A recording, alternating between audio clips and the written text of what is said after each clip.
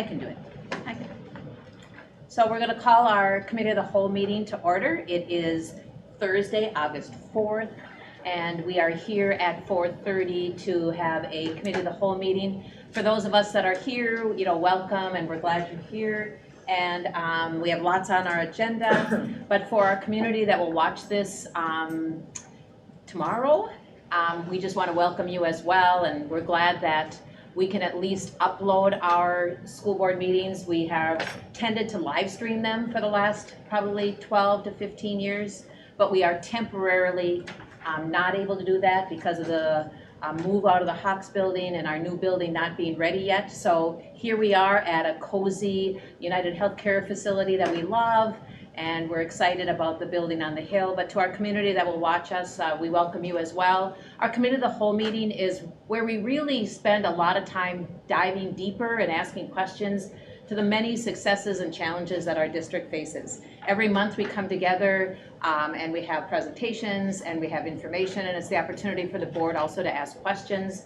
But it's good research for us. We always are introduced to new programs, successful programs, programs that are emerging, things that are of interest to not only board members, but also to our community. So I think that Committee of the Whole meetings are really where the business of the board happens. It's where a lot of information is presented, a lot of discussion, a lot of questions, a lot of investigation, a lot of research, and a lot of presentations by experts that are really well-versed in the areas that they are sharing. So for board members, it's really an important meeting and an important opportunity. And we welcome those that are here today. We're excited. We have a robust agenda today, and so I just want to welcome you all. I'm going to just quickly take roll. We have Member Eater. Here. Member Kirby is excused. Member Loeffler-Kemp. Here. Member Lofald. Member Oswald is excused. Member Sadowski. Here. Member Sandholm. Here. We have Superintendent Magus. Here. Assistant Superintendent Bonds. Present. We have our, typically, we have HR Director, but not today, excused. And we have our Board Executive Secretary, Kayla Carroll. Here. And we have a quorum, so thank you all for coming. Our first item on the agenda is presentations, and I'll turn it over to Assistant Superintendent Bonds. Thank you, Chair Lofel, and thank you for sharing a summary of what this meeting is all about. I'll add, this is also an opportunity for individuals in the room to ask questions. So even though it's really set up and structured, real formal, it's meant as a workshop, and you can also ask questions if you have questions as well. So our first presentation is by Victor Lund. He is from our St. Louis County Traffic Engineer. It's an update related to the low traffic issue that he has solved for us, and so I want to welcome him up to. That's what we love. Welcome him and Mr. Spooner up to the table.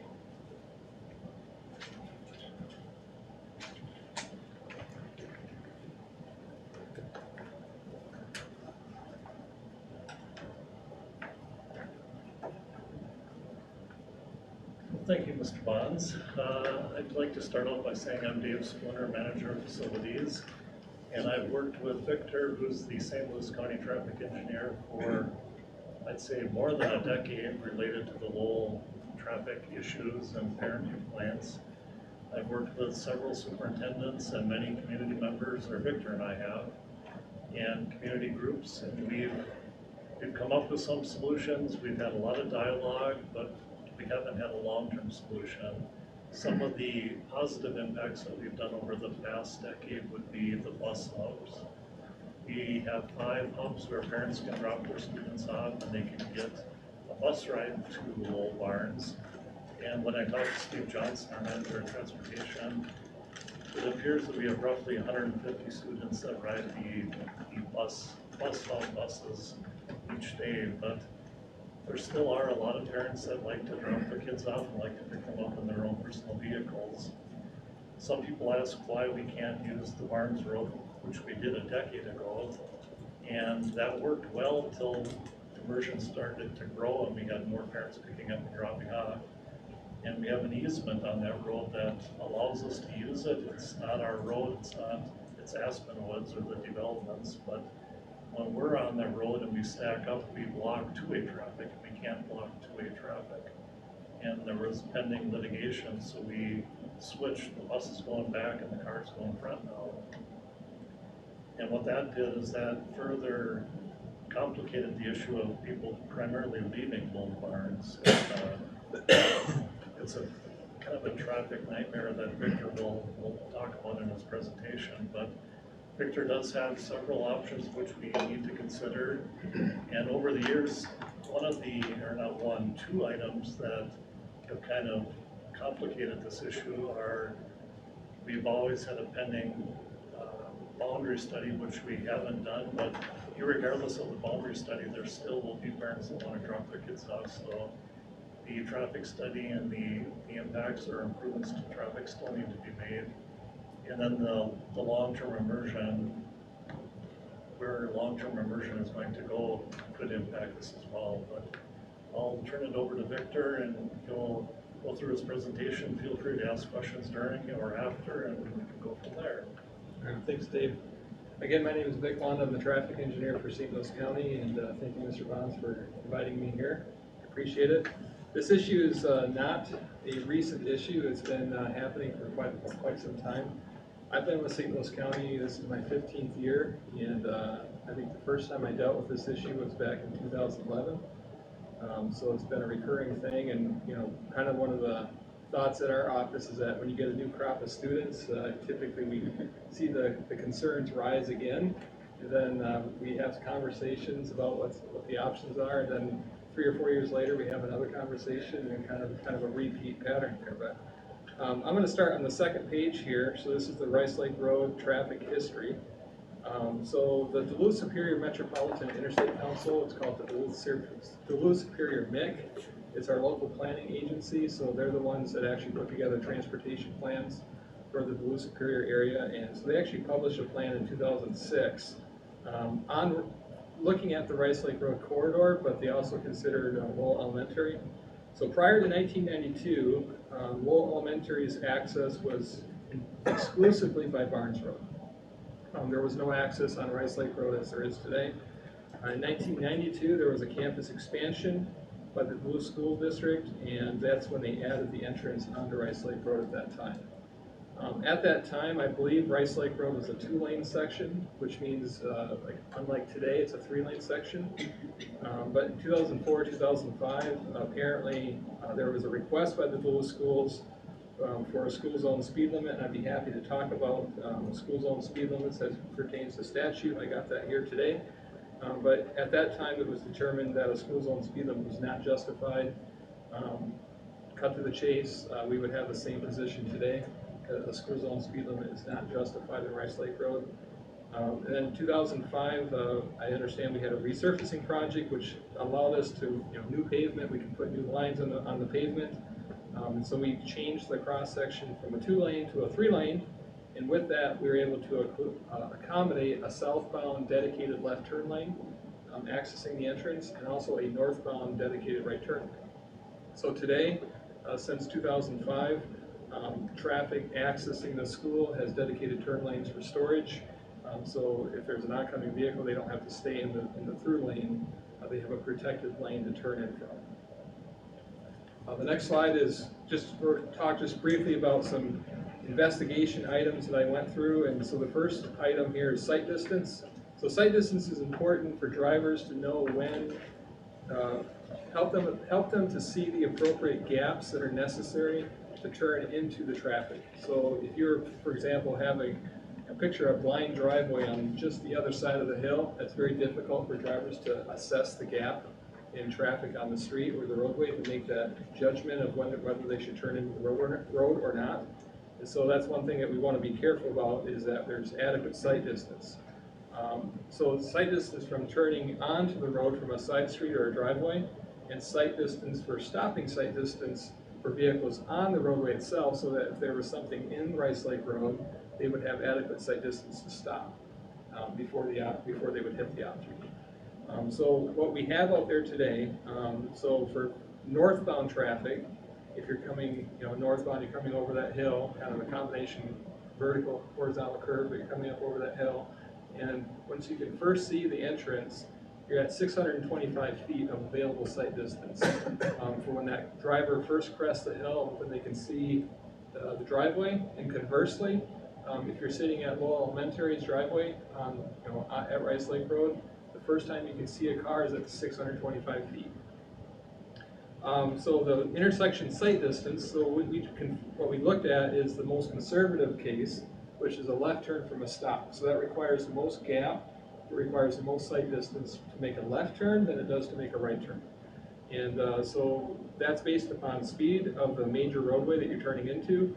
So for 45 miles per hour, which is the posted speed limit at Rice Lake Road, it's recommended to have at least 500 feet of available sight distance looking to your left and looking to your right.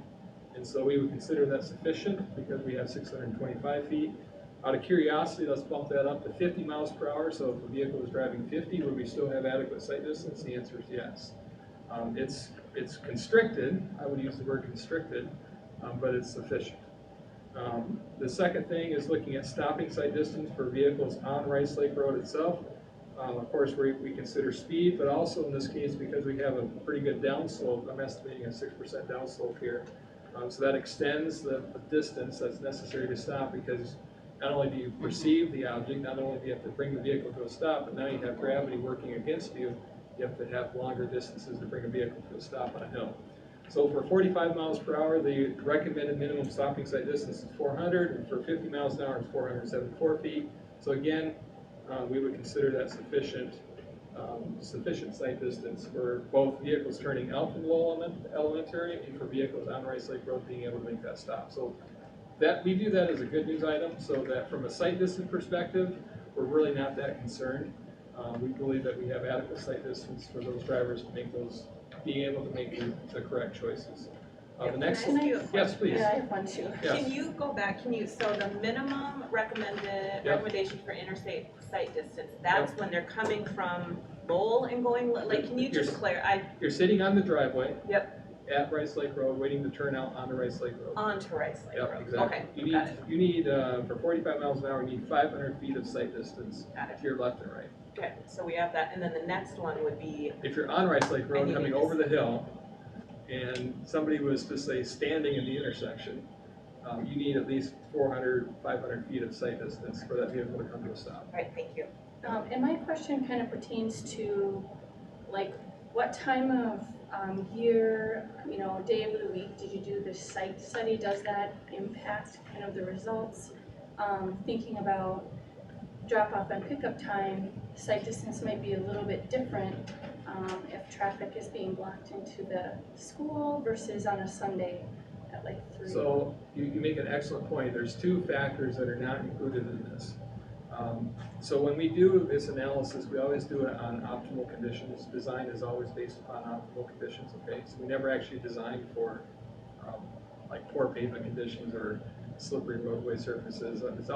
Design is all predicated upon optimal conditions, and then it's expected that the driver is going to accommodate those conditions and adjust their driving accordingly. So the two issues that would have an impact on sight distance would be snow storage.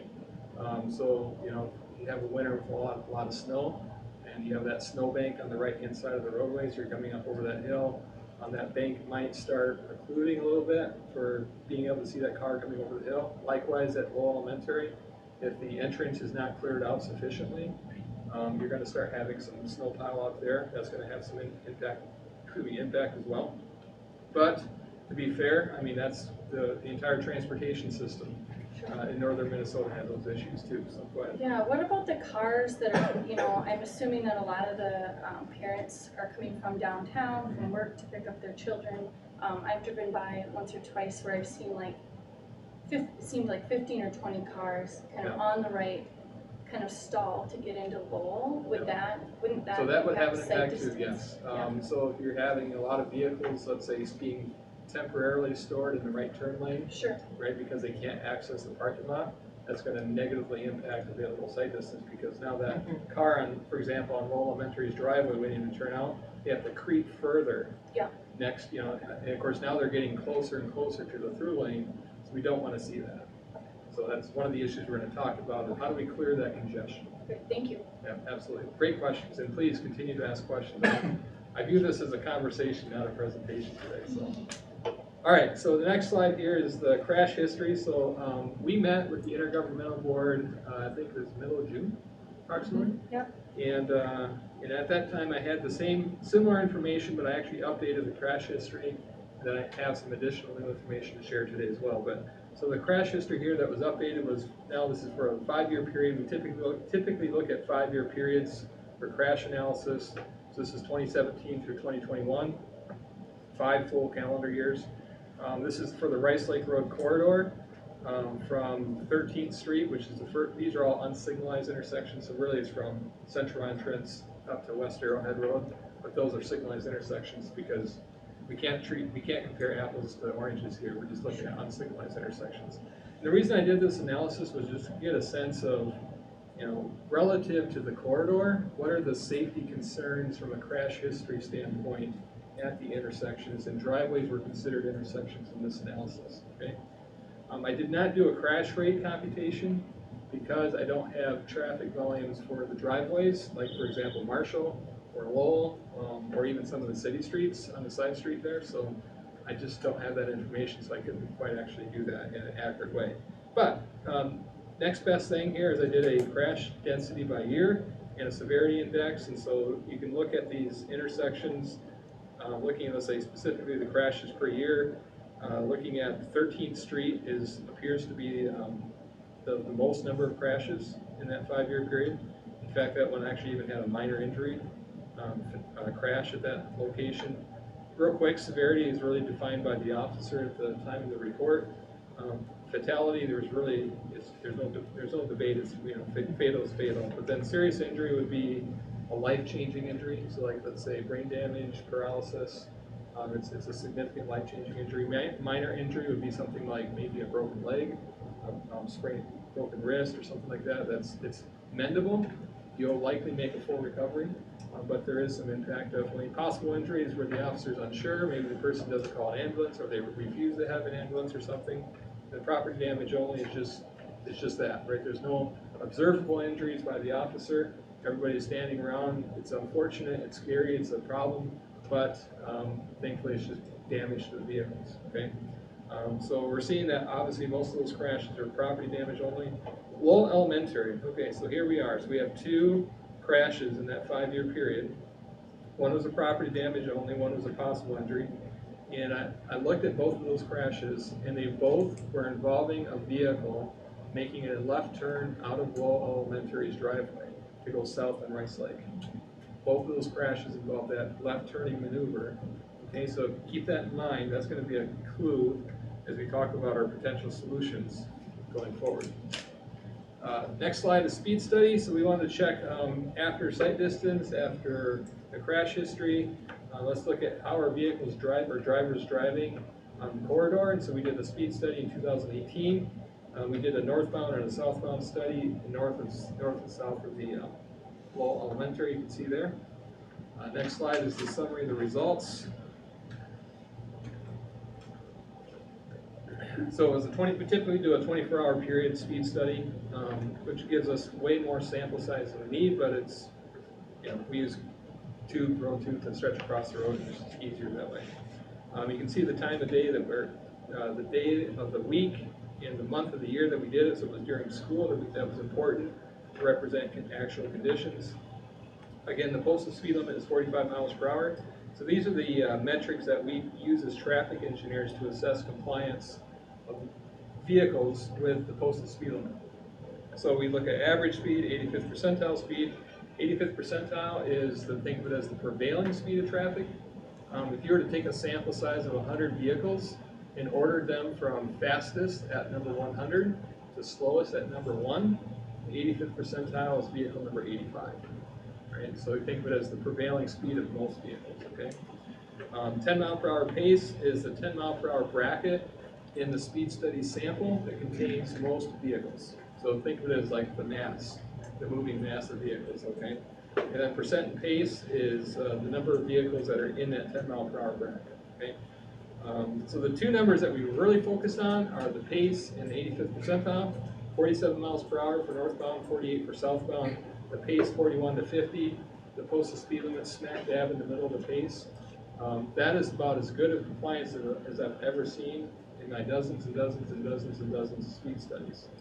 This is excellent compliance. And if we go to the next slide, it's even more interesting because the Duluth Police Department did a speed study back in 2013, and this gives us a clue of trend, long-term trend. Are people driving the same, or are the vehicle streams about kind of stable? And the answer is the vehicle streams are stable. Vehicle speeds in 2013, very similar to what we saw in 2018, which tells me that if we're to do it again, probably going to see very, very, very similar results today. Okay. All right, next slide, next topic is traffic volume. So this is starting to get maybe a little more enlightening on what some of the issues are. And so we did a turning movement count back in 2018. A turning movement count is just looking at the number of vehicles making turn maneuvers within an intersection. So the number of vehicles going through, left, right, from all the different directions. And you can see the peak hour times that we identified from that turning movement study, and the peak 15-minute period within those peak hours. Okay, so from the study, it seems that the peak hour is 7 to 8 a.m., and then the afternoon is 1:30 to 2:30 p.m., and the peak 15 minutes, 7:30 to 7:45 a.m., and then the afternoon 2:15 to 2:30. The next slide is a graph, just to give you kind of a graphical representation through time of the day. So the green bars are all the vehicles accessing Lowell Elementary. So they're either turning left or turning right into the school.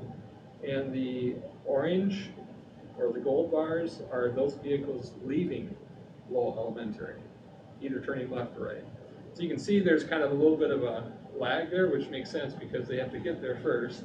They do their drop off, pick up, and then they leave. And so it's kind of like this slightly shift thing that you're seeing there. But you're noticing, like, the thing that I'm thinking is interesting about this, I'm going to show you in the next slide or so, is the number or the magnitude of vehicles that are accessing Lowell Elementary during those peak periods of time. So let's go to the next slide. This is the peak hour.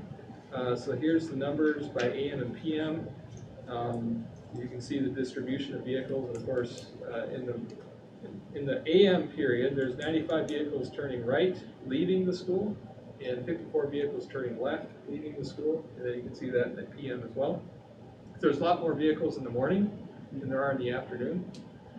The other thing that's interesting is that, which actually really shocked me, is, maybe I'm being too bombastic, surprised me, is that most vehicles leaving Lowell Elementary in the morning are turning right. I would have thought that they were continuing on a commute to work or something, right? But they're actually turning right. Yeah. Question? This was from 2018, right? Yep. So we've maybe seen an increase since then because of our immersion programs moving up and the grade levels. So these volumes then, in terms of magnitude, probably are greater today than what you're seeing. But the point that I think is that we still would be applicable is the general proportion of movement. So like it appears, I'm guessing, it depends on where the shifts in the populations are really, origin destination, but I'm assuming that we might be seeing the same, majority turning right in the morning and then minority turning left in the morning. I think that might still be the case, but maybe different magnitudes. Okay. What is the difference? What are the numbers in parentheses? Those are the PM values. Oh, those are the PM, Yep. and then the peak hour factors? So the peak hour factors, let me explain those. So that's a variable that we use as traffic engineers to assess how, I'll use a technical term here, how peaky, how spiked the volumes are within that peak hour. So picture like a sports event. When everybody leaves, everybody leaves. And so your peak hour factors are very, very low. So peak hour factor, just so you get the idea of it, is it's the total volume in the numerator divided by 4 times the peak 15-minute volume. So Okay, the lower, so the higher the number, the more equivalent or flat across the hour. so The lower the number, the more like this, right? And so when you see a number like 0.36, that's extremely peaky. So we typically at intersections are seeing like 0.8s, 0.9s, like a typical public street intersection. So when you're seeing numbers like this tells me that there's a lot of concentration in a very short period of time. So it's something to be aware of. Next slide. is the peak 15-minute turning movements. Now the table on the left, different table, this is, what I did is I calculated the average headway between vehicles on Rice Lake Road that would be conflicting with vehicles turning out from Lowell Elementary. So let me explain that. So if you're making an outbound left, okay, the vehicles that are conflicting with you are southbound through, southbound left, northbound through. So you have to find a simultaneous gap in all three of those streams to be able to make a left turn out. So that 3 seconds per vehicle, so in that 15-minute period of time, on average, your gaps are 3 seconds per vehicle between vehicles, okay? Now, that's an average. Obviously, over that 15 minutes, you might have 8-second gaps, half-second gaps, but on average, it's 3 seconds, okay? You need 7.5 seconds of gap time to make a left turn. So this is one of the reasons that we're seeing why we're having congestion issues, is because people can't leave. There just simply aren't enough gaps on Rice Lake Road to accommodate that left turn movement. The afternoon is better, closer to that 7.5 seconds, but in the outbound right, look at this, 9 seconds, 15 seconds, we need 6.5. So this is why the right turning movement is functioning just fine, okay? All right, next slide. This is new information as well compared to the last intergovernmental meeting we had. So what I did is I thought, let's look at the capacity of your parking lot. What do we have to work with, okay? We can only put so many potatoes in a 5-pound sack. And so here we have the red line, which I would consider the flow line, that would have to be open and clear to keep vehicles flowing through the parking lot. But let's just say, for example, we wanted to pack the parking lot. What is the theoretical capacity of the parking lot? We wanted to pack it. It's congestion. It's gridlock, but it's packed, right? So it'd be about 23 vehicles that would fit in that red line. The blue line would be the park and go, right? So drop off, pick up, okay? That would give you about 8 vehicles. Now these numbers are based upon an average of 30 feet spacing between vehicles. So a typical passenger car is about 15, 18 feet, 20 feet, but then you gotta have 3, 4, 5 feet behind and in front. And so you can't just like put cars bumper to bumper physically touching. So you have to have that space there. So it's about 30 feet. So you're at 23, 8, number of parking spots, 67. So the theoretical capacity of your parking lot is about 100 vehicles. But we'll call the thing that I'm interested in is the standing capacity, making sure that red line is free and clear and vehicles can keep flowing. So you really only have capacity for 75 vehicles in your parking lot. Now, you take that number that I took from that graph of showing the vehicles arriving, in the peak 15 minutes in the morning, there's 93 vehicles we observed trying to access the parking lot. We have 75 vehicle capacity. So we have an issue. And of course, that part of that issue is how fast is the turnover? How fast can the kids get out of the car and say goodbye to mom or whatever, but that's part of the issue. But we have to think about the fact that just even if they were like, instantaneously able to get out like lightning, we still got an issue here because we just simply don't have a big enough sack for the number of vehicles. All right, next slide. So my summary. These are my takeaway points from everything here. We have sufficient sight distance. That's good. So there's nothing wrong there. We have dedicated turn lanes on Rice Lake Road that allows vehicles to sit in a safe space to wait to make that turn. We have vehicles that are driving above the posted speed limit. It's been consistent over time. That's a good thing. The outbound left turn movement has insufficient gaps, so we're having a lot of congestion issues there. Right turn appears to have sufficient gaps. And then the parking lot does not appear to have sufficient capacity.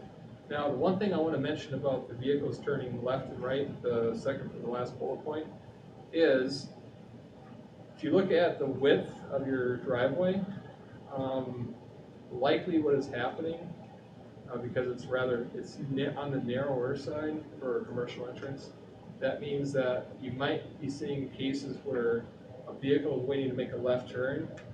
Let's say there's 3 vehicles behind it when they make a right turn, and they're not able to get out, right? So now we're backing cars up, either we're exacerbating that issue, right? Because we're waiting for that one vehicle to make the left.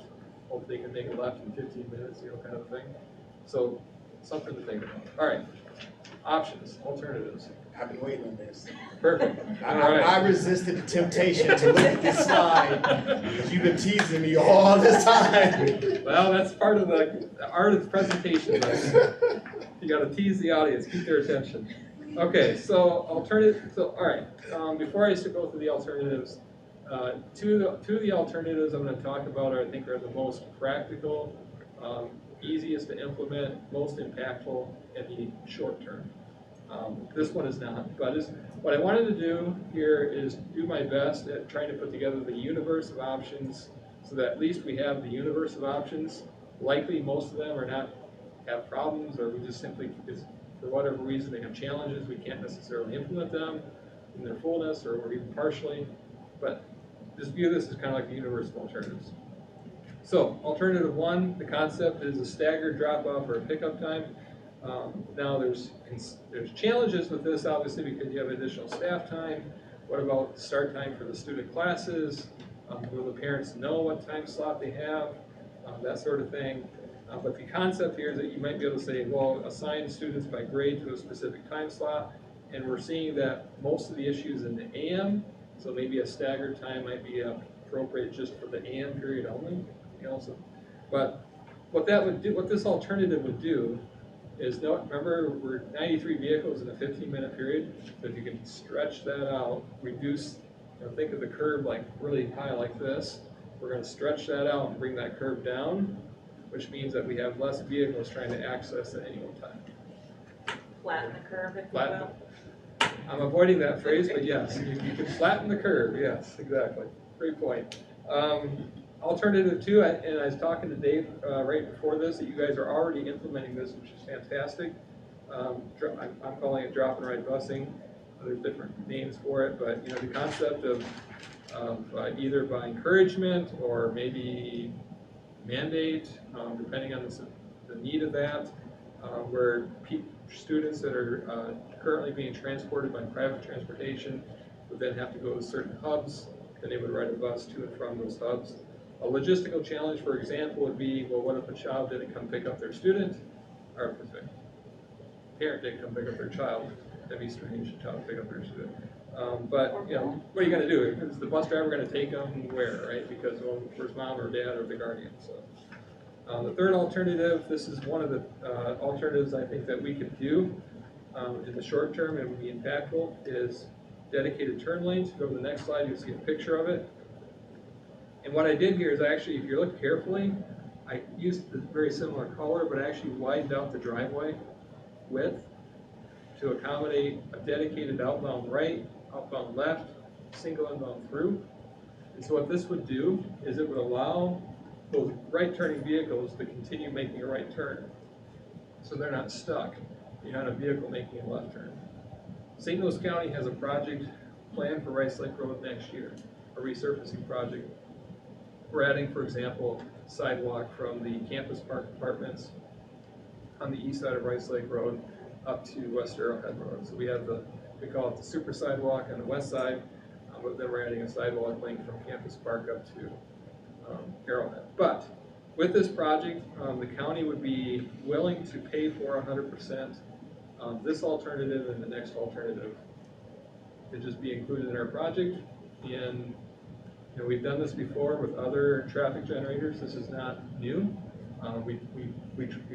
If the county views it as an interest for the traffic safety, traffic operations, access management, we will step forward and we will pay the money to get it done, because our job is to make sure that the roadways are they're safe, they're operationally efficient, and so on. So the individual in the left turn, in the middle, that would want to go left, still would have to navigate traffic to make that left turn. So this has no effect on the availability of gaps. It just pulls that vehicle out of the stream. So vehicles wanting to make a right turn can make that right turn. So it kind of keeps the parking lot flowing better than it would be today. So now the next option is probably the most impactful option. Is there enough, back to that one, Yes. is there enough space where, because I can imagine 1, 2, 3, 4, 5, let's say 5 cars wanting to turn left, now they're blocking the It would block it. It ability would block for the individuals who want to turn right to even Yep. exit. Now we're bottlenecked again. It's not a perfect solution. Got it. You're limited by your physical space in your parking lot there, but I would say this, it's like, of strategies in terms of impact, it's a level grade, or maybe a grade C, right? So it's good, it's getting you something, but we're not getting a level B or a level A out of it, in terms of impact or solution there. But it would provide you some, I think it would provide an incremental improvement. I think so. The next option that the county would be willing to pay for with the project is this, we call it a 3/4 intersection. So that would allow, it would still allow the inbound vehicles from the southbound left, northbound right. You could still make that turn, but for vehicles leaving, it would be restricted to a right turn only. Would you be widening the entrance? We would look at that. If necessary, we would widen it. So the county would make sure that it's fully, the width is appropriate, everything's appropriate, so when we leave, it's good to go. That'd be all part of the package. How far on the north side would you widen? Probably we would look at, you see that radius? Center of the radius? You see that radius in the parking lot side? Yep. I'm thinking you might have to cut off a little bit of that, trim off some of that radius to open up that area there. It seems to be kind of constricted right there. Right. I'm guessing you would kind of open that up. Okay. So. And we would put is that white space, is that a median that they would put in there? Yep, it's a raised, non-traversable island. Yep, looks like a concrete raised island. Some forces them. Some quick trips out them where you can only turn one way out of the quick trip. Yep. Yep. In fact, the Quick Trip up here at Rice Lake Road, we have the northerly entrance to Quick Trip has a island just like this. It's called a right-in, right-out entrance. So you can only turn right in and right out, but it's a raised, channelized island. And previous examples, just lines, Yep. arrows. Yep, it just widens it out, provides dedicated turn lanes left and right. But this would require, forged geometrically, everybody to make a right turn. But if you go back to, okay, this is building on itself, right? So if you look at the vehicles that are turning right, there's more vehicles turning right than there are turning left. So this would have impact on the minority of the turning maneuvers, right? And then also, if you look at the operations, remember we have plenty of gap for turning vehicles turning right.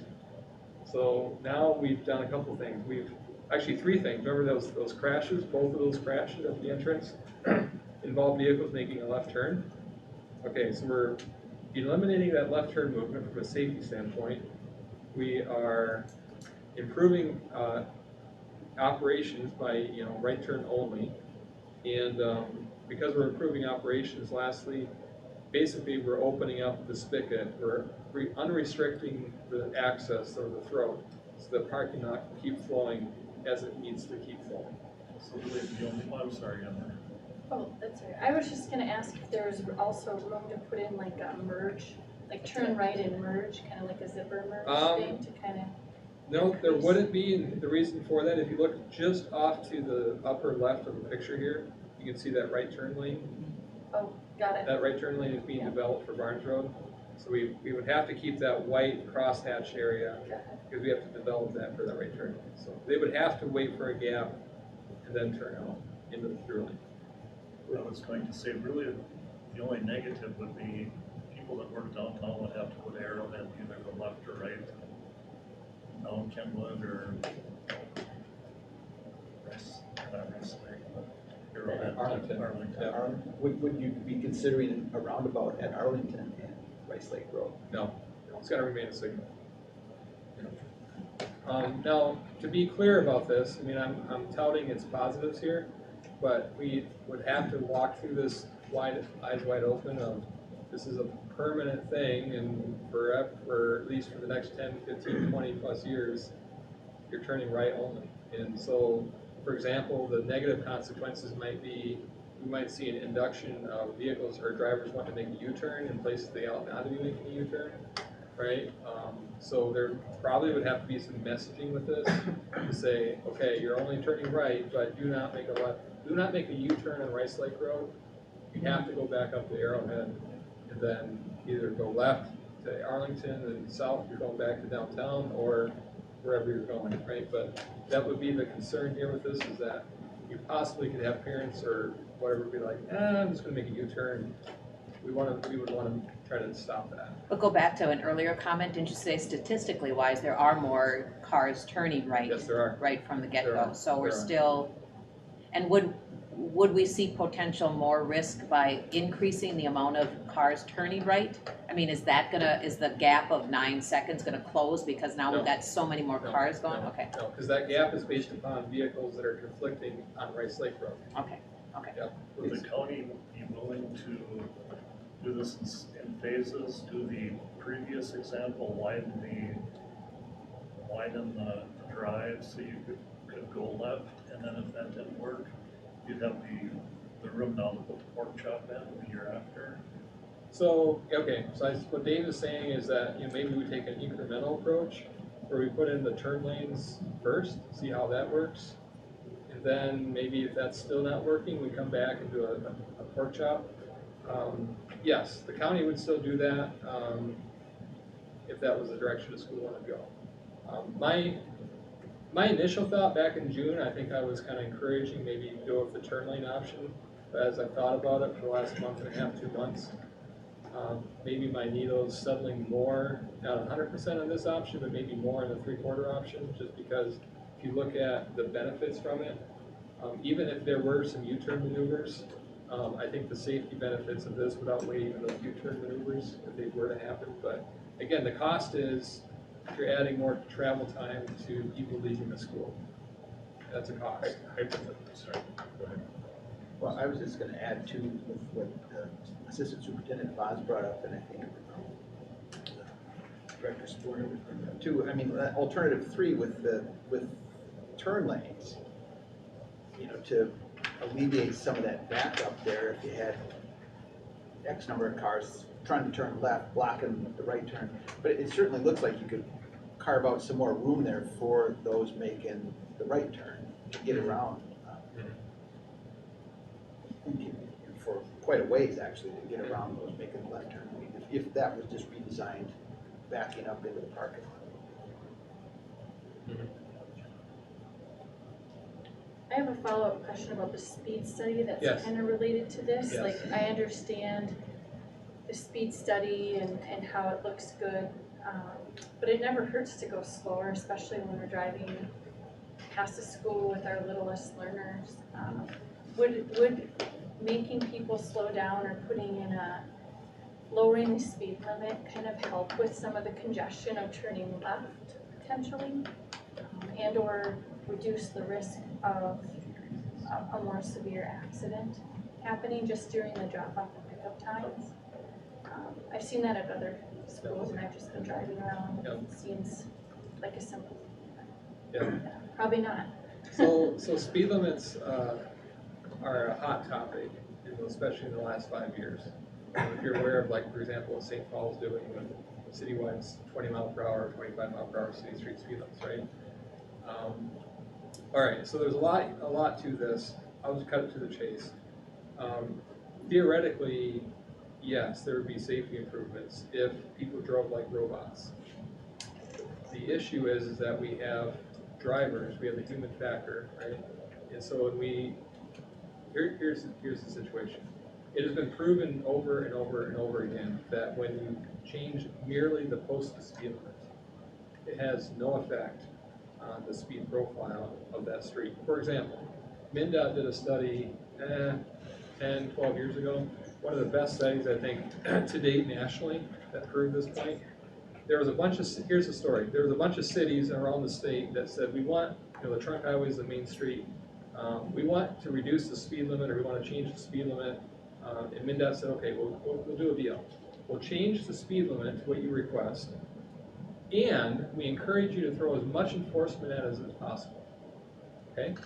We're gonna come do a before speed study, we're gonna wait for a 12-month period, we're gonna come back and do a post-speed study, and we're gonna see what the results are, okay? The results were no change. We had speed limits that had changes that were, for higher to lower speed limits, we had some that went up, we had some by magnitude differences of up to 15 mile per hour differences in the posted speed limit. In every single one of those cases, the average change before and after was 0 to 1 miles per hour, indistinguishable. So what's the deal? Okay, well, here's the deal. drivers will drive the speed at which they perceive as safe and reasonable. Yeah, this is why we use the 85th percentile speed, because most people, out of this room, 9 point something of the 10 people in this room are going to drive the same speed, confronted with the same environment, regardless if they're the closest speed limit or not, because we have very similar perceptions on what is reasonable and safe.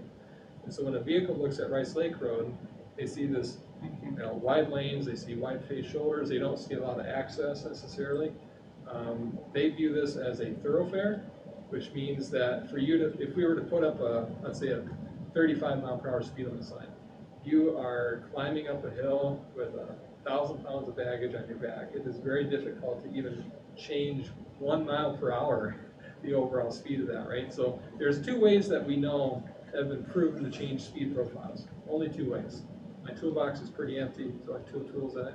The first one is continuous enforcement and rigorous enforcement. So we have to have continuous and rigorous enforcement for perpetuity. Like there's actually been identified a halo effect. Once you let up on enforcement, it's like taking a bucket of water out of Lake Superior, fills right back up. The same thing, you remove enforcement, vehicle speeds go right back up to where they were. So you got to have continuous and rigorous enforcement. The other tool that we have in our box is change the roadway context. So change it from Rice Lake Road to a city street with houses every 100 feet, cars parked on both sides of the roadway, sidewalks with boulevards. You can see the contextual differences there. And so drivers naturally going to drive differently. And so those are really the only 2 ways that we know to change speeds. What about speed bumps? Speed bumps. Kind of kidding. Yeah, You're well, going to be resurfacing anyway. Yeah, there's one of the roles I play as a traffic engineer is representing the 9,000 vehicles that are out there. And so yeah, I know. I knew that one. I know. Clarify again when you, Go ahead. Can you clarify again the time frame for when the decision needs to be made? Because I appreciate the fact that you keep saying that something the city's going to take care of, so. Yep, exactly. So this project is 2023. The plan is being developed as we speak. We would like an answer from the school district, either through Dave or whatever channel is appropriate. We would like that by sometime in September, if possible. Say tomorrow. September? No, not tomorrow. I'm going to be gracious. But legitimately, we could hold off on that plan until, let's say, September, October. We have to, for bidding purposes and construction enterprises, we like to bid in like December, January timeframe. So we got to have that plan out the door as soon as we can. So sooner the better, but if we can have an answer by sometime in September. So then, if we wanted to explore, let's say, the third option, Yep. where the forced right turn, Yes. is that something that could be done even now with a makeshift opportunity where it forces them to do that? That is a great question.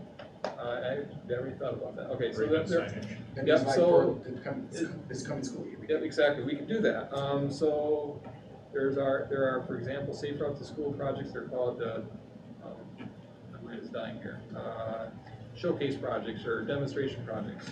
So we don't have the devices to do this, but maybe if we work with, I don't know, maybe Duncan, we could talk about this offline of, do we have devices that we could use on a temporary basis to try it out?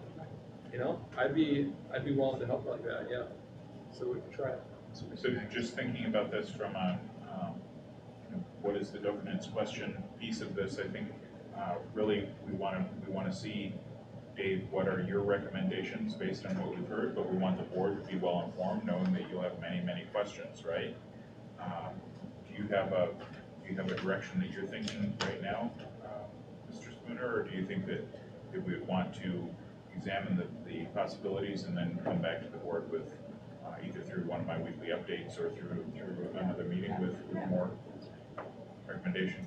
I just think it would be hard for us to determine what would be the best course of action.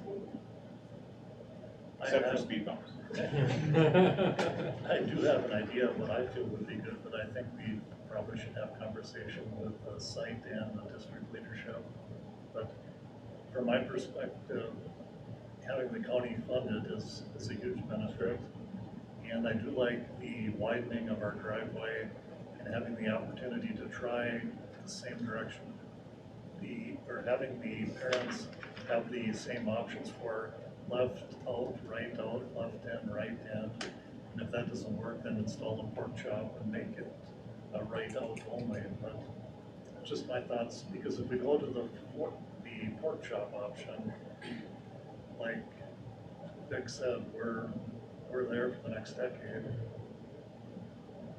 And here I'm saying, like, let's get out of the micromanagement, but can you go back to the pork chop slide for just a second? That's the next one. Right now. Could you put a pork chop in, if you slid that driveway up a little bit, have a pork chop in, and then if that was not working, you could then widen the driveway and have a right turn in and then a left turn out, right? With the elevation on the north side, I don't think we could go wide enough and keep the workshop, but maybe we, in the center of that drive, put a big sign that prevents people from driving and making a left turn, they have to turn right. You can always take the sign out, attach to the terminus. Most elementary parents coming out of their parking lot are not gonna violate a sign right there, right? Have you been to a drop off lately, John? So here's another thought I'm thinking, I get that. So, not all these parents need to drop their children off. They're not taking advantage of the buses that we're doing.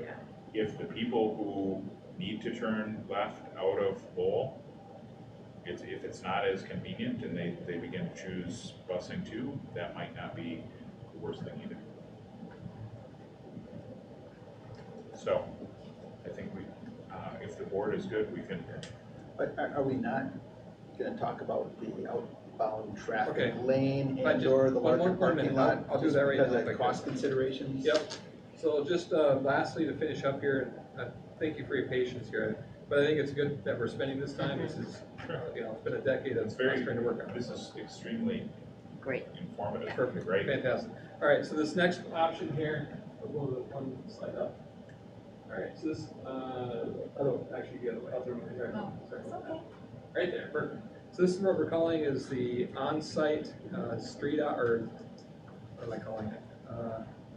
Rerouted access to parking lot. Okay, so this concept actually came out of that Duluth Superior Metropolitan Study back in 2006 that was recommended.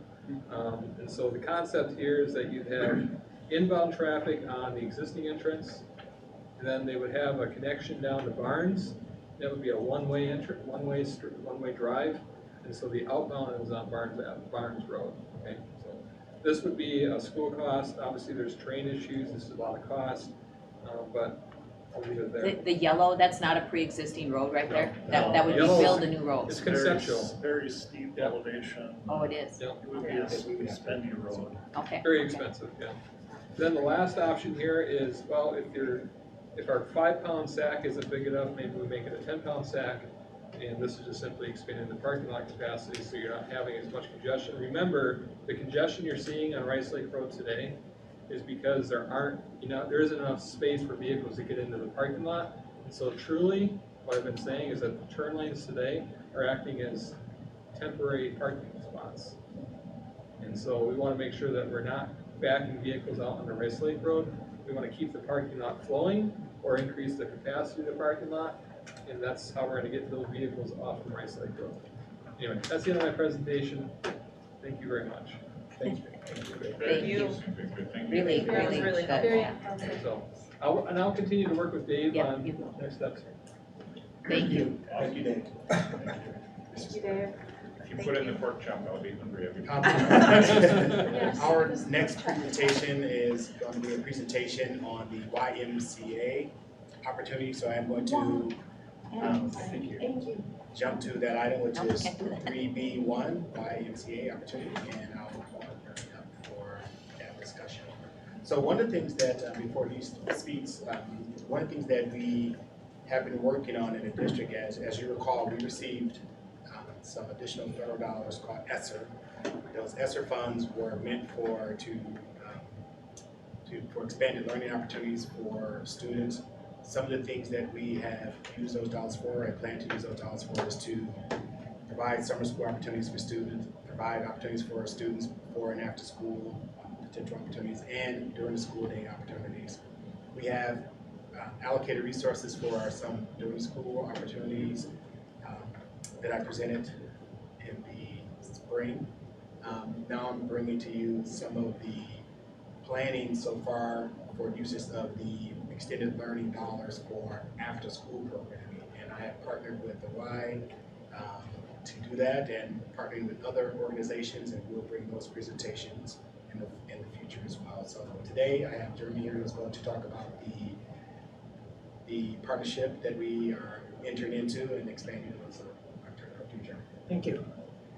So I don't know about conversation about pork chops over dinner time and the congestion around schools that got me thinking about Lester Park and getting my kids in and out of school every day, but we'll go on with the presentation. So it's really about opportunities and the opportunity to leverage partnerships to provide more different engagement for our youth. How many of you have a kid in the school district or have had kids in their school district? How many of those kids, your kids, have had the opportunity to go to a camp, have healthy snacks, maybe have swim lessons, maybe have presentations, maybe get to go on a field trip? Would you all say that everybody deserves that opportunity? One of the big concerns in our school district, I was one of those kids that would have slipped through the cracks. I never went to a camp. My parents were divorced, both struggling with mental health, drug and alcohol abuse, didn't have healthy snacks after school, didn't always have a healthy meal. Sports were my outlet, but that was my only outlet. I didn't have a sporting event to go to. I came home and I sat without any quality after school care. What we're hoping to do with these ESSER funds is make sure that some of these kids in the Duluth School District that slip through the cracks don't slip through the cracks. The Duluth Ymca, we've been providing programs since 1870. We built partnerships with the school district. For over 30 years, we've been providing high quality after school care. Many different names over the years, but it's now the Key Zone program. There's about 10 different variations out there over time of what that's become. And really, we build relationships to make sure that we can leverage dollars like these. So what we're looking at is 5 different areas. The first one is Camp Miller. Camp Miller is the 4th oldest YMCA camp in the United States, the oldest camp of any kind in Minnesota. We'd like to provide, this summer's already going, we've been having these conversations now for about 8 weeks. We're looking at providing opportunities for kids at the Steve O'Neill apartments, kids that are attending Myers-Wilkins, the programming there, looking at the Valley Youth Center and providing some camp opportunities for those kids. That would extend and expand next year to serve over 40 kids. And we'll leverage the dollars from the school district to also provide some live funding that we raise through local organizations, private contributions to make sure that more kids can utilize that program. A coordinated approach to childhood health. What that is really teaching kids how to be more active. How do you become healthy? How do you have healthy snacks? What's an avocado? And so really partnering again with organizations like Myers-Wilkins, Piedmont, or MacArthur, the Boys and Girls Club, to identify kids that would take part in an after-school program that's called CATCH, the Coordinated Approach to Childhood Health. So we bring instructors into those sites and provide that education piece for the kids. Over 180 kids over the next 2 years in that program. Community-based programs. Is this program currently going, is CATCH happening right now? CATCH is, yep. Okay, So okay. The key thing about all these programs that I'm going to talk about, they're already currently existing. Okay. This would be an expansion of services, again, to help meet the community need. CATCH is something that we've honestly been looking at. It's been going on. We got a statewide health improvement grant about 5 years ago to expand that program through our day camp. And we've been searching for funds. It's a great program, highly effective. The grant dollars have been thin over the last 5 years. So we looked at this as a great way to expand that program. Community-based programs. We manage the Harbor Highlands Community Center, which is below the newest of the old central high schools. I never know how to tell people where it's at. And the Gary New Duluth Recreation Area. So partnership with the HRA at Harbor Highlands and a partnership with Gary New Duluth development club out in Gary to expand that community-based programs. So get the kids off-site. You'd be amazed at how many kids that we work with out in Gary that haven't been on a simple field trip to the Great Lakes Aquarium. You know, something that my kids, quite honestly, they take for granted, the opportunities that they get. So bringing presenters into those sites, but also getting the kids out of their neighborhoods and providing different experiences. Our Key Zone programs. So up to about 3 years ago, we had 21st Century Grant dollars, which really targeted Lower Mac, Myers-Wilkins, and Stowe Elementary School. Those dollars went away, and as soon as those dollars went away, our numbers decreased. That was providing those kids with free scholarships into that after-school program. So the idea would be at those 3 sites to increase that program and provide some of those scholarships again, to make sure, again, that high quality after-school care. We see that in our community centers right now, like Gary New Duluth, Harbor Highlands, you'll see it at the Boys and Girls Club, at the Valley Youth Center. People are using that as childcare. And that's great. Those programs definitely have a purpose and they're high quality. We think we can provide some different opportunities as well through our Key Zone programs. So basically bringing back services that were already there, but again, targeting certain neighborhoods and communities. And then the last one is swim lessons. We're in the land of 10,000 lakes, right? We have the greatest of the Great Lake. It's right out our door. Every year you read about a drowning. And every year we wonder, why can't we do more? And so really, again, targeting some of the Lower Mac, Piedmont, the Valley Youth Center, Myers-Wilkins, which we already have relationships with, to get those kids through swim lessons. It's called Safety Around Water. So making sure through a 6-week program that kids are a little bit more comfortable around water. So through those programs, 5 different program focus areas, it's all about youth development. It's all about providing healthy living opportunities, high quality after school care, teaching kids and families about healthy foods, and being physically active. The big thing about this though is that, I had a great meeting with Superintendent Magus and Assistant Superintendent Bonds about 8 weeks ago, and really looking at the communities that don't have these opportunities.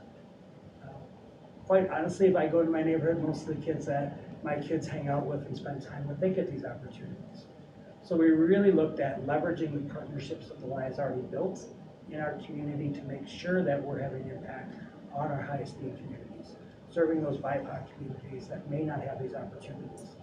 The other big thing you'll see in this is the number one concern I've had. I've been doing this work for over 25 years, and one thing that hasn't changed is transportation. It's always been a concern. How do we get kids here and there? My kid really wants to go, but how do we get down to Camp Miller? My kid really wants to go take a swim lesson at the Y. Well, how do we get there? To me, it's pretty simple. We get in the car and go. Not everybody has that opportunity, right? So you'll see that sprinkled in some of these opportunities as well. You kind of wonder, like, well, why are we paying for transportation? It's a huge need in the communities that we're serving. The goal of this is to take place over the next 2 years. That is the timeline of the ESSER funds, I believe. So really looking at a 2-year approach, having an impact on over 1,000 kids each day.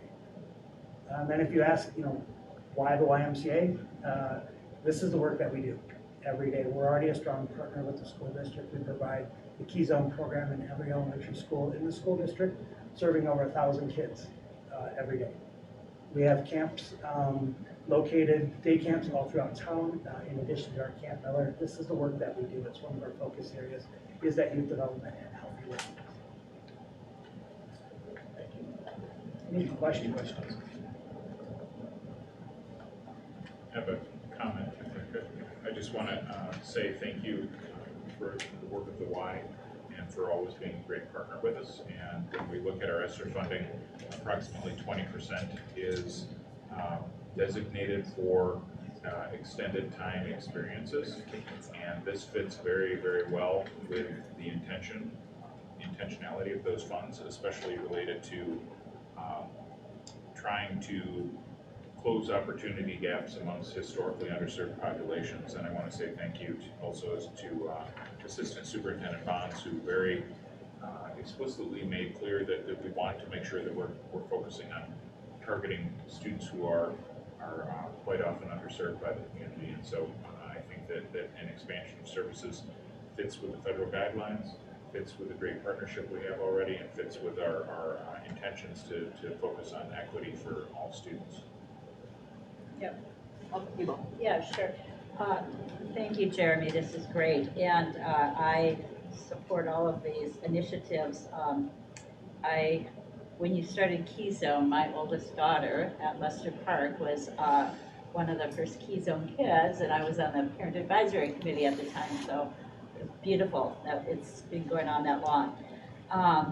I love also that you added the swim lessons. I know from being involved with the Head Start Governing Board, that was something we found was important to parents at the time, and being involved with Community Action Duluth, I know that's something they've really stressed, so I'm glad you included that. And I'm just wondering, like right now, the main three sites, do you see kind of expanding to other sites at some point?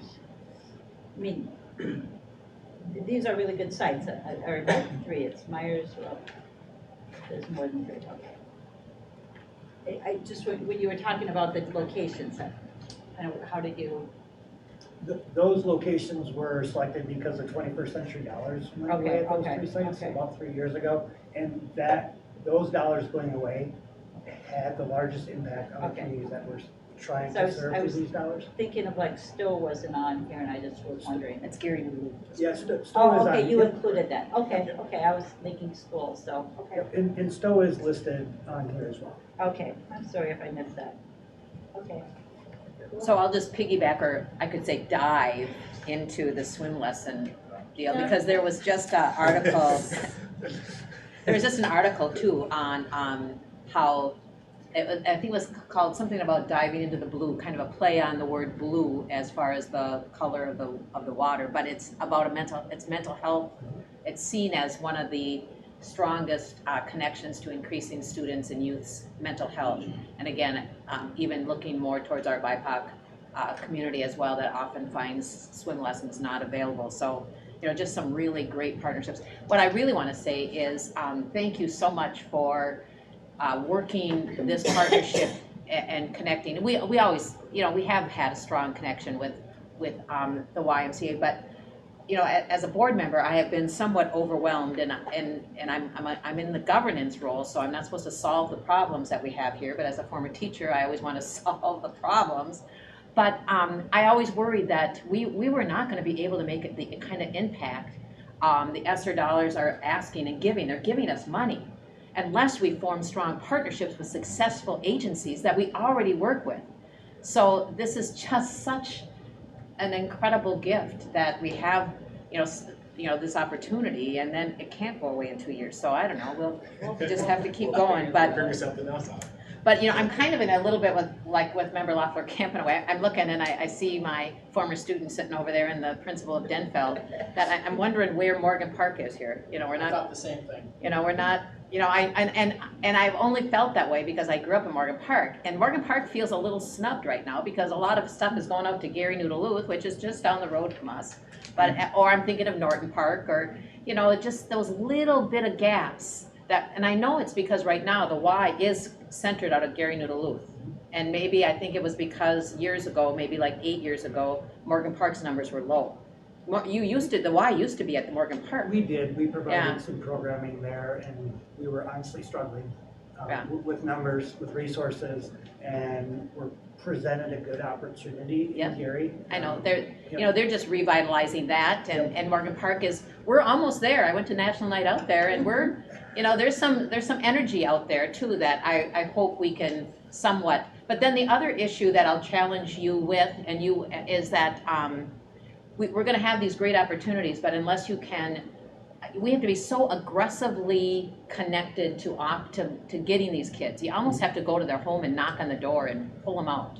So transportation is a great opportunity. We've got to name that, and then I just know that I'm gonna just know that you're gonna do that. You're gonna go to extraordinary means to get the word out, because. Yeah, and I would add, as you look through the proposal, you'll see a lot of the partnership yeah. organizations Yeah, that we already have great excellent. relationships Yeah, with. yeah. So Boys and Girls we can Club. do a lot of Yeah. work on our own, but it's key that we have these great relationships. So it's not just serving kids of the Y, it's serving our full community. And they can help identify, recruit the kids. Myers Wilkins, we had 10 there. We've already sent 20 kids from Myers Wilkins on 2 vans this summer already, because there's more kids that need the opportunity. So, but it wasn't the Y that knew those kids, it was Myers Wilkins and their advocates at that site saying, Sure. here's the families, we'll help you connect. If you have resources, great. Get a van here on Sunday, take my kids down to camp. And so that's really the key, is these relationships. And working with Dale Wellens, our communication Cool. director, officer, I keep saying director, officer, making sure we push these opportunities out to families. So we'll make sure that happens. And then we're also trying to work with our own staff too.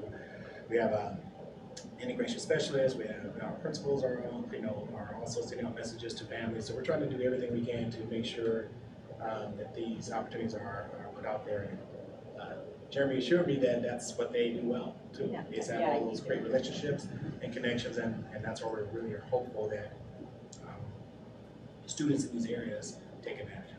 And I would just add quickly, thank you for the support, especially Superintendent Magnus and Superintendent Bonds, for reaching out and looking at ways that we can utilize these dollars in our community.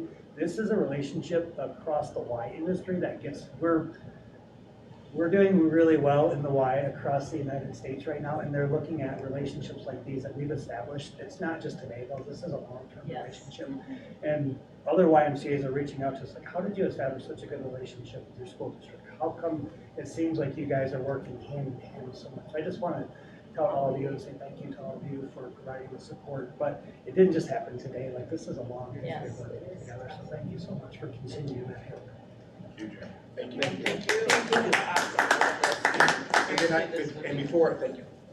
Also, just want to remind the board and committee, as we stated, ESSER dollars, there were some percentages that we had to spend. So we have roughly $4 million to support these kind of extended learning opportunities for students throughout our entire district. So while these opportunities that we're saying, let's make sure that we concentrate and try to provide them in areas where we know students don't have those opportunities, they're available for all of our students, right? Yeah. And so we're going to continue to look for opportunities for all of our students in different areas, but this is where we are partnering with the Y for these things.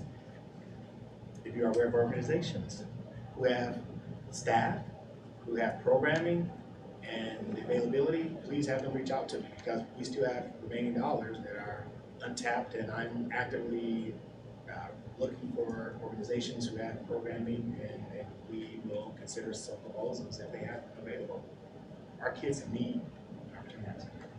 I'm just hoping, I think it's really, really cool stuff, and it does a lot for our kids, especially the neediest kids in our district too. And I'm hoping we can find a way to support this beyond 2024. That's maybe the challenge that we have as a district, is to try to figure out where do we go with this after this, or take the best of these programs that are the most successful and support those moving forward. Appreciate that. Our next presentation, we're going to go back. We're going to go back up to the agenda. Have Principal Tuskin joining me at the table, and he has a presentation that he would like to provide us related to CRC, which stands for Conflict Resolution Center. And I'll turn it over to Principal Tuskin. Well, good afternoon. It's exciting to be here and get the opportunity. I think one of the things that probably doesn't happen enough is we don't get an opportunity to tell our district and school board leadership all the things that are happening in the schools. And without doing this, you have no idea. So I guess the only context to set is that last year, as you know, across this nation, it was a historically difficult year reintegrating kids into schools. Denfeld's had a relationship with CRC going back to 2016. So this is not a reaction to the challenges we faced last year. This has been an ongoing relationship and partnership with CRC. But this will give you at least the idea of what has been happening in the direction we'd like to take our relationship with CRC moving forward, as well as how that fits into the greater restorative plan at Denfeld High School moving forward. So with that, the history, Denfeld was identified for disproportionate out-of-school suspensions several years ago by the Minnesota Department of Education. As a result, now we're talking about disproportionate. Denfeld is disproportionate when it comes to suspensions across the board. It doesn't matter if it's special education, if it is students that receive free and reduced lunch, or students of color, we're disproportionate. Primarily, the Minnesota model we'll be talking about is targeting the impact of disproportionate suspensions on students of color, but just to be transparent, this program through CRC impacts any of these students, and it impacts all of our students. And I'll kind of highlight that as we go. There are 6 Minnesota model schools that were identified across the state. The Minnesota model was a grant that was set up to address this. And our partnership with CRC, which is local, came through the relationship we have as an identified Minnesota model school. So what is the Minnesota model? So this was sponsored by the Minnesota Department of Human Services. The goal is to reduce exclusionary discipline. When you think about exclusion, that means you're removing a kid from school. In this case, predominantly, we're talking about out-of-school suspensions again, especially students of color, and in addition to that, preventing incidents that occur in school from resulting in arrests and intake into the criminal justice system. Now, I'm taking this all from the Minnesota model, right? So they've done the research on this through the Minnesota Department of Human Services, but it also makes sense. OSS is the #1 predictor of a student dropping out of school. 2, students arrested at school are 3 times more likely to drop out than their peers who are not arrested. It all makes sense, right? You're removing a kid from the place that they're supposed to get the most support and structure in their day. I do want to provide one caveat. There's been a lot of attention drawn to Denfeld in particular, including a recent article in the Star Tribune, which some of you may have seen, about our citation data. And this is not the venue to go into the citation data, but it is important to stipulate that last year in the 21-22 school year, we had 2 different students arrested a total of 3 times. So one student was arrested twice at school, one for a non-school related issue. The student happened to be approaching the building after school and was arrested. The second student was arrested due to an incident at school. So there are not a lot of students that are being arrested at Denfeld High School. I think sometimes in your citation data, you confuse that with kids that are being arrested. That is not the case. So while the Minnesota model was designed to prevent that flow into the criminal justice system, that is not happening. It is very rare at Denfeld and across the school district for that matter. As I mentioned prior, we've been in partnership with CRC since 2016. What do we get from that? And I'm going to tell you that this is blended information here, and I'll tell you what's blended about it. I've applied the tiers of MTSS, or multi-tiered systems of support, to this model so you can kind of see where that fits in on the pyramids many of you are familiar with from doing this work in education. Primarily, let's just give you a scenario. If 2 kids have a brewing conflict that's become verbal, if we do a referral to CRC, and we'll get to that process momentarily, one of the things that will always happen with those kids is they'll do individual conflict coaching. So what does that mean? They'll sit down with a staff member from the Conflict Resolution Center, and that member is going to take them through, kind of find out, first of all, find out what happened, but then secondarily, primarily, take them through what's the physiological impact of conflict for you? What's your conflict style? How do you communicate the conflict? So it's conflict coaching. If there's something we don't do well in the upper Midwest, it's deal with conflict, right? We either don't deal with it and then we do in an inappropriate way, or we don't deal with it at all, or we go from 0 to 60. So individual conflict coaching will happen in this model with every single kid that we refer. I've labeled that as a Tier 3 individualized intervention because you're sitting down one-on-one with a trained staff member, a trained mediator. Secondarily, the mediation you can see that's also available is also Tier 3. The reason I consider it Tier 3 is that often if you have 2 kids in conflict, they're going to go through individual conflict coaching individually. And if they agree, and if they're open to it, there'll be a mediation. CRC does not force mediations. You can't force a mediation on somebody. You have to try to bring kids to that understanding that this is a way to resolve that conflict. They also have classes that we've had off and on at Denfeld over the years. They have a curriculum built around this.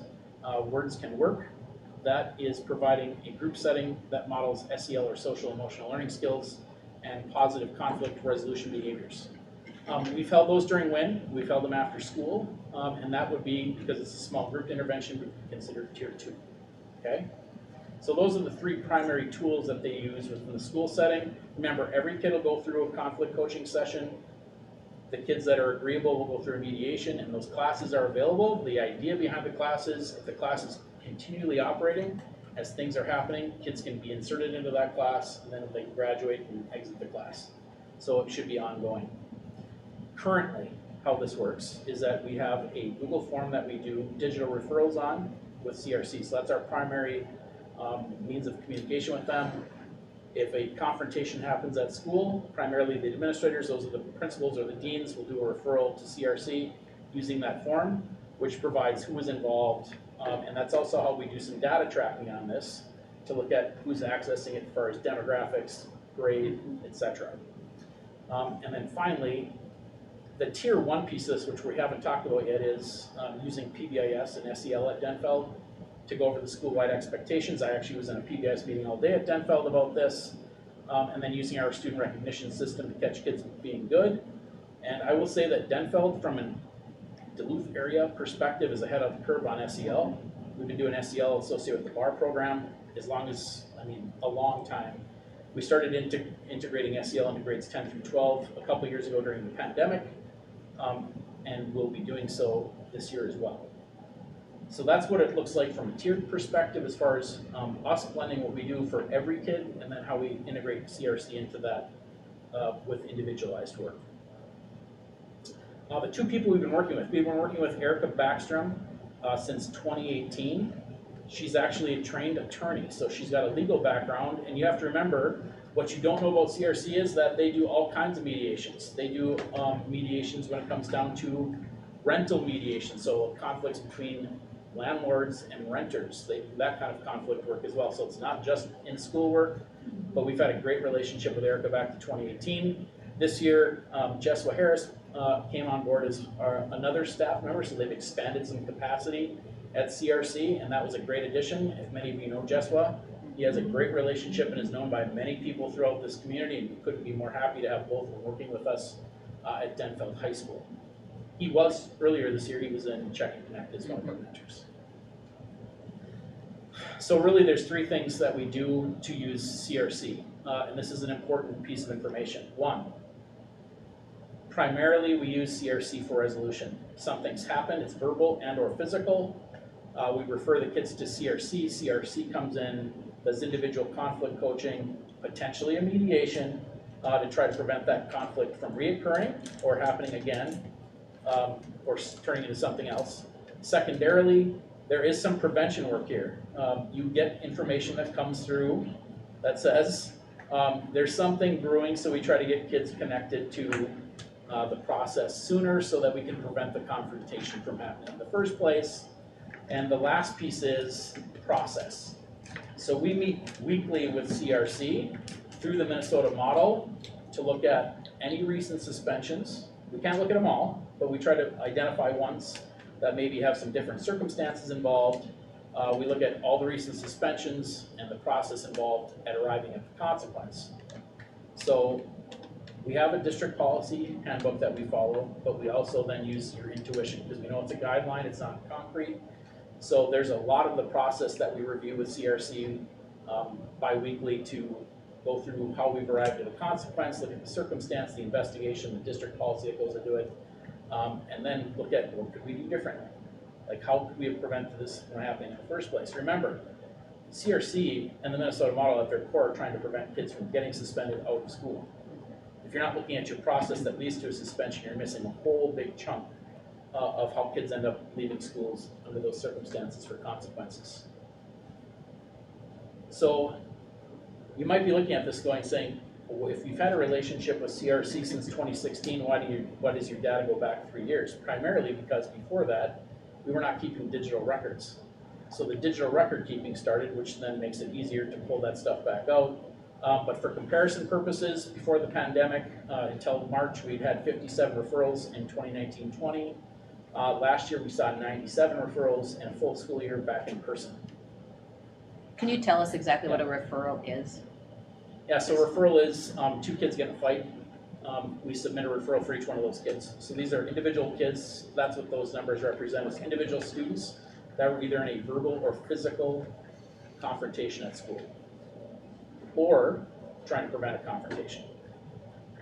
So that's what the referrals represent. The referral is simply a form that's got the kid's name, the other kid's name, or names, their grades, their other demographic information, which we don't have access to all the time. For example, one of the things they track, which we have to track separately, is free reduced lunch, because there's one person in the building that has access to that, which is our school treasurer. That will then go back and help identify that information afterwards.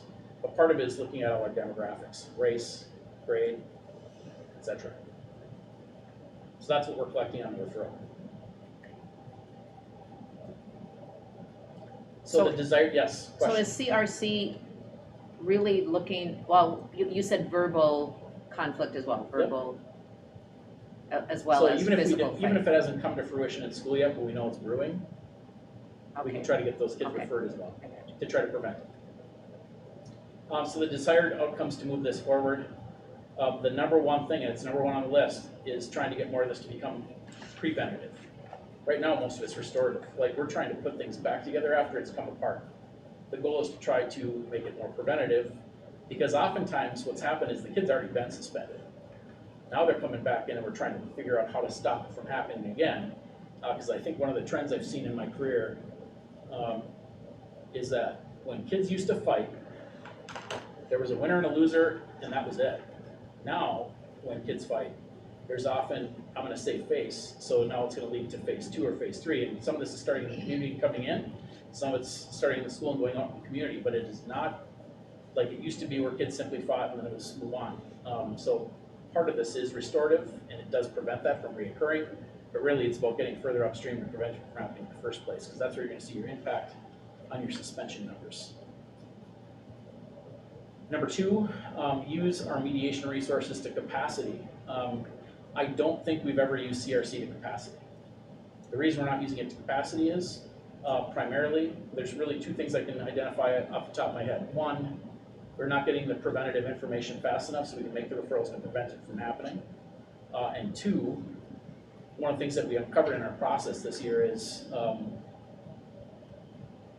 just the process of trying to suspend a kid, for example, right? We have a checklist that we use to make sure we're doing everything from a due process standpoint. One of the things that was absent from that checklist was making a CRC referral. So then, it's left to somebody that's super busy, that's dealing with sometimes multiple things going on at the same time, to think, oh yeah, I've got to submit a digital referral. So now we already built that into our checklist now, so as that process is unfolding, you can make sure that that's happening instead of leaving it up to trying to manage that on the top of your head. That's simply a process thing. But again, if you're not meeting and talking about the process, which was uncovered this year, you're not going to uncover things like that either. Host regularly scheduled and ongoing classes again. Coming back, the pandemic took this completely off the tracks. Last year was super challenging to try to make this work. We had trouble finding kids last year through this process to get into the classes, and it was late in the year when we tried to do it. So the goal will be to have regularly scheduled ongoing classes. That's for group intervention. And then the one thing I skipped over in number 2 is try to expand the capacity once we reach it. CRC is a great partner, they're a willing partner. Now they've brought Jess on board, plus they have Erica. So the goal will be to, if we're going to do more preventative, we have a better process that's restorative after the fact to try to catch more of this, is to not only get our capacity met, but then to increase some capacity with them as well. And then the greatest piece on this whole thing is how this fits in with the restorative practice philosophy and framework that's coming to Denfeld. If you think about restorative practices, this is one component of that at Denfeld. What's coming is restorative practices with a lot of circling that's coming to Denfeld this year. Similar to what you've seen at Lincoln Park, that is now going to be coming to Denfeld. Not with the spigot wide open, but we are definitely moving in the direction to formalize that, starting with our wins this year and trying to do check-in circles as well as restorative circles. We started doing that last year to great result, circling.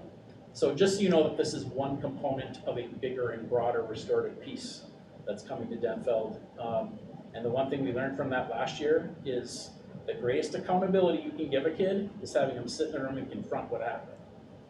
even if that means it's 2 or 3 other kids sitting there, it's a wonderful opportunity to feel accountability differently. I think the challenge when people look at whether it's mediations or they look at circling, they think there's not an accountability piece to it. Well, the next time you get into a conversation or a confrontation with a coworker and have somebody force you to sit down and do that, you might feel differently afterwards, right? Because of what you're gonna have to confront. So we saw some great success with that last spring, and certainly we'll be applying that more as well as our relationship with CRC. So that was a lot of information. I'm a historical fast talker. That's what Jill Lofalt didn't teach me. I had her for English. That being said, questions? So how long after, after a referral is made, kind of what are the next steps? Like how long after a referral is made does a student meet with, do they meet with one of these people Yes. in here or staff trained in this? Or? Nope. So Yep. if we do a referral to CRC, they're gonna meet with one of the 2 staff members identified in this. Okay. So the timeline could be this: if a student, for example, was suspended out of school, it may be whenever they come back from that suspension. We've often had CRC in our building for a couple days a week. Now that they have Jess and Erica, the goal is to have them more available, more regularly, so that we can tap into them more organically. Because sometimes when you have things come up in a school, even if it's preventative, you need something. So there were instances this year we called them and they came because we needed something addressed right there, some extra pair of hands to help de-escalate stuff. So the timeline can be days, depending on their schedule and when the student, if the student's out of school or not, and it can be as short as a few hours in some circumstances, depending on what's going on. Thank you. You're welcome. No, have Kelly go first. I can go. My question is there a way for a student to preemptively reach out and say, we need this? Because students get scared and then what happens when students get scared? Sometimes they act out. So is there a way for a student to say, okay, I really am having a huge conflict with this kid?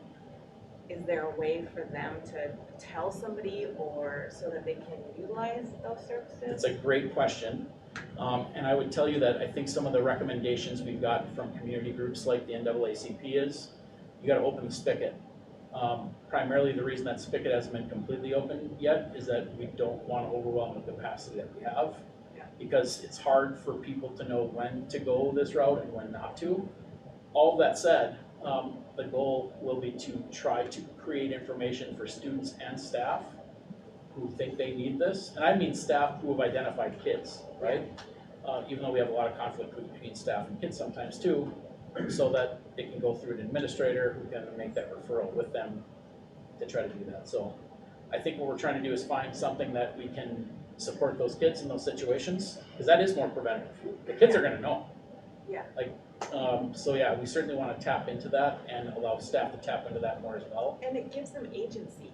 Sometimes Agreed. kids get in school and they feel like their agency is gone. And maybe this is, who knows how long and how many kids would utilize it, but I think it's really important for kids to have some agency over something. I agree. And it's been one of the primary things that we've been thinking about is how to do this without washing the system out. Yeah. Because what'll happen potentially, and the concern is, you overwhelm the system so much, some of the stuff that's really hot isn't gonna get addressed as fast. So I think we have to figure out what the middle ground of that looks like so that we can make it accessible. Because kids know before we know. Yeah. And if we create the vehicle, then that will help open up that preventative door, so we're not always coming back after the fact, because it is a huge challenge. I'm glad to hear you're thinking about how to make sure the kids can Absolutely. be mature and reach out and try to prevent stuff on themselves. And I would say it's as simple as integrating it into your onboarding with kids. Like we spend a good portion of the first week of school is spent talking about expectations and onboarding and relationship building. It's as simple as making that a piece so it's known, and then refreshing it during our win slides every week so kids know it's available. Just like everything else we've done, from Text for Life, for example. If you don't continually try to resurface those messages, kids forget about them. So, Thank you, Principal You're Tuscan. Yeah, thank you, Principal Tuscan. Excellent work. you're welcome. I have kind of 3 questions. One is, well, Erica's great. I've known her. I know she's Amazing. a parent in our district. She used to work with me years ago. she's amazing. So I ran into her recently. I'm excited. Jeswa, former integration specialist, what a wonderful, wonderful person we have. So, wow. How do you share with the community and families about this program, or how are you envisioning that happening? And then I got a follow-up. So I think I would piggyback on the last question to say that we need to make it more known to families, because here's what we saw more last year than we ever seen before. I would meet with parents and they'd say, here's the backstory of what happened in the community, or we'd hear from kids from a different incident. Oh, this started in Lincoln Park at 3:30 on Sunday, and now it's Tuesday and it's coming to fruition. So I would say if we're going to develop onboarding for kids to understand what's available, then the same onboarding would go for parents, because parents increasingly told us, I could have told you this was coming, right? And oftentimes, just due to the circumstances of life, that connection is not being made, or that information is not being gathered. So I think we can do two things at once by developing what is this and how is it available for parents and for kids, because more than I would say in the past, we've seen a lot of stuff starting in the community that's come in. Okay. And then kind of a follow-up, but not, so do the SROs play any kind of role in this, and they're part of the training? I mean, just can you share that? Great question. So SROs are not involved in this, other than they can, so here's what you often see with SROs that people don't see in the community. You often will hear SROs say, I have an open door policy. If you need to get mad at somebody, come and get mad at me, or if you have something going on. So because our SRO is located in the main office, you'll often walk by, the door's open, there's two kids in there talking to the SRO. There's a lot of informal conversations and conflict coaching that goes on that's not even part of this, but what that can lead to is developing information which then gets shared with an administrator who does a referral to CRC. But SROs are not officially involved in this. I will tell you what was so cool last year, and it's worth mentioning, is that when we started doing Restorative Circles last year, because we have some staff members that were trained thanks to the school district, we had a fight that took place, and the kid said, we said, well, who would you like to have in the circle with you to kind of support you? And they said, I want Officer Chad. This happened to be a student of color who was looking to our SRO to be that person in that room. I thought that was amazing, because I think that would shift or make people think a lot more differently about our SROs. It's a hot topic, but when you really see how they interact with kids day to day, and I think we've been really fortunate to have a lot of great SROs in Duluth. It's a great program, but that's how you see SROs are often doing a lot of the informal stuff, whether it's behind the scenes with conflict resolution like this, or with restorative circles, to prevent a lot of this stuff from happening all by themselves too. Just because of their skill set. They're natural de-escalators. Okay. Thank you. Yes. I just want to say thank you, Principal Tuscan. I think that this is just one example of many ways that you're systemically addressing the challenges and behavior that we see throughout the country. I think that especially at the high school level, and especially with students who have experienced trauma over long periods of time, we're seeing this in many, many places. But you have, when I think about the constellation of things that you're doing, you've got Check and Connect. You're nationally recognized for your BAR program. You're doing restorative practices. You're doing crisis resolution. You're doing PBIS. You're looking at it in so many multifaceted ways. I just want to say I commend you for your systemic approach. And I remember saying once about behaviors, you can't be too busy chasing the cows to build the fences. And I appreciate that you're taking the time to build the systemic fences that will make a difference. You're welcome. But there were a bunch of cows that got out. Exactly. Down in the cities, don't you- they right. stormed the interstate, yeah. So, just saying, they needed a fence, but. So I'll leave you with an invitation. Come out and visit anytime. The one thing I've seen that's shifted with this administration over previous is visibility. Makes a big difference. Also, it's hard for me to know what's going on in my school if I don't get into a classroom. It's hard for you guys to know if you don't come out to the schools. So invitation is always open. If you want to come out anytime. I'm often out at the gate, as I call it, at lunch, doing supervision. But anytime you guys want to come out, please come out and check this stuff out on the ground level, because it'll give you a different appreciation. That includes CRC. So give us a heads up on your orientation days or weeks for freshmen and sophomore. Yep, so everything at Denfeld is happening on Thursday, September 1st. So we have our 9th grade orientation that morning from 9 to 1:30, And then we have our open house from 4 to 8 that night. So we're all on the first. So I just had a couple of questions Yes, too ma'am. before you go. So CRC funded by a grant? Yes. How long does that grant go? Currently, the Minnesota model has been going on for a number of years. I don't have an end date. No one's ever said Okay, there's an end okay. date to this, but we've continued to get that funding through Minnesota. And then it started to dawn on me through your presentation that Erica and Jesua are not actually exclusive to Denville. They're part of this Minnesota Regional Schools of Excellence or Center of Excellence-ish? No? Yes? No? I know they're part of the Conflict Resolution Center, which is actually Oh, conflict, a bigger okay. network. Okay, okay. And they do a lot of mediations that's not related to the schools at all, but this is their school. And I would imagine though, because I've seen Jesua, that they are building relationship with Denfeld community, the students, because I would think that in order for conflict resolution to be authentic would be that the student, or not, maybe you tell me that when this happens and they meet with Erica or Jesua, they don't necessarily have a relationship with them, but there's I don't know, what, tell me what That's a great question. So here's something I didn't share with you. When they do conflict coaching with a kid, it's 100% confidential. We don't get any information that comes out of any of this process, Okay. right? So what I like to tell kids is, this is a neutral third party that doesn't work for the schools, Okay, that's gonna come in and meet with you. So oftentimes when we talk to the parent and kid about what this is, because that way they have some license to then be a little bit more forthcoming or honest, or take some risks in what they're sharing or what the conflict is, because it's none of us. okay. So yeah, Makes sense. it's Okay. confidential, it's neutral third party, and we have nothing to do with it other than getting them into the system. And then the CRC takes it from there.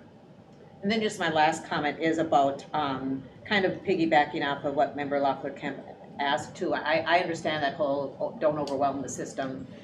There's lots of layers of what kids think they need, conflict resolution, coaching with. But I do know that our district offers a lot of other ways students can have almost like conflict resolution coaching or resolve through your BAR program or through your LINK program or through all the different counselors and activities and coaches. So, if it doesn't rise to the CRC level, there's so many other places that I know our schools, middle school and high school especially, make it known where they go for those kinds of avenues. And if that coach or that teacher or that counselor knows that it's significant, then it's gonna go more to that Absolutely, form. and there's a Yeah. lot of conflict There's lots of mitigation that yeah. happens informally by teachers, by advisors, coaches, administrators. Yeah. So there's a lot that happens. Again, the goal is gotta be preventative, we've gotta go upstream. Yeah, If we we don't do. go upstream, we're gonna continue to have the same conversation and we're not gonna make any headway. So the goal really this year is to go upstream, and to go back to previous questions, part of that's gonna be onboarding, right? What's available, how is it available? So people know that there's a resource, because I think primarily is, you function in a silo in a school, just like you guys go, oh, we didn't know what CRC was. Well, I think the same would be said for the vast majority of our school community. They don't know what CRC is either, because it's often been used to address things after the fact instead of before things happen. And not to further this, because we could go on further, but if you take and extrapolate it into to bringing in the Y partnership, if we want to be preventative, it's the whole community, it's the whole family, it's the whole culture, and there's all these pieces. So, yeah. So good job. Thanks. Thank you. Thank you. Be still, my heart. Thank you. Next up is Mrs. Sherry Williams, who is our Early Childhood and Head Start Coordinator. She will be providing an update related to the Head Start Corrective Action Plan and Management System. So I'll turn it over to Alrighty. Hi there. Hi. We have a lot of great things going on in our school district, don't we? Yes, I we know. do. That's why we love these committees of whole. Really. We're so glad. With the Y presentation, last year we had 72 Head Start kids go through safety around water, and we'll send 72 kids again this year. So our partnership with the Y is great too. So I thought I would take the opportunity to do a little tiny management system training, not realizing what a robust agenda you had tonight. That's okay. So I will go through this kind of quickly. I know that Kayla is new, and I feel like she was, when there's a new person here, it's probably very helpful to look a little bit at the Head Start Management Wheel. So here is a copy of the Head Start Management Wheel, which at the center of our work, of course, is quality child and family outcomes. When we go beyond that, we are looking at the components that make Head Start unique, and then we are working with the family and engaging with the community. Health and mental health are a big part of what we do, and we have a person who is really looking at eligibility, recruitment, selection, enrollment, and attendance. So we've got a bunch of people who are organizing and creating systems to make sure that families and children are taken care of and able to get to the places they need to be healthy.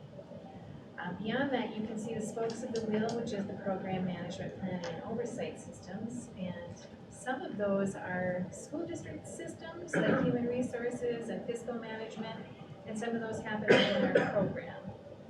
And this blending of those systems can sometimes be a little bit confusing as the district is the grantee.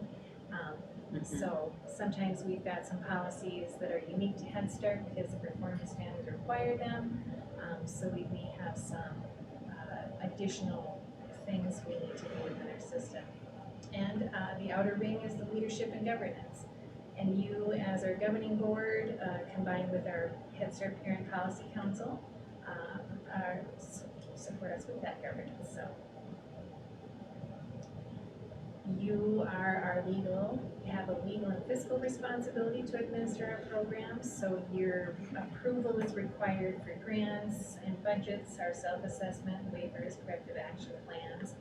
And information that we share with you are some of our procedures, policies, Office of Head Start communication, which typically when it's sent to me goes to the school board Sharon, Superintendent Magus, financial reports, policies, procedures, and some of the way that information comes to you is through our school board liaison who attends our policy council meetings. So I just wanted to share that system already with you so that we all are reminded of your role within our program. Yes, I'm always emailing Sherry. I got this email and it says this and this. Am I supposed to respond or? Exactly. Oops. I just lost my spot here.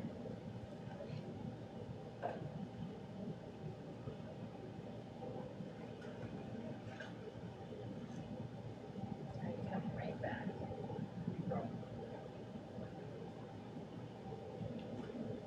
The document that she's going to keep bubbling up now is also within 3B1C. It's titled ISD 709 Current CAP. Oh, okay. Our corrective action plan.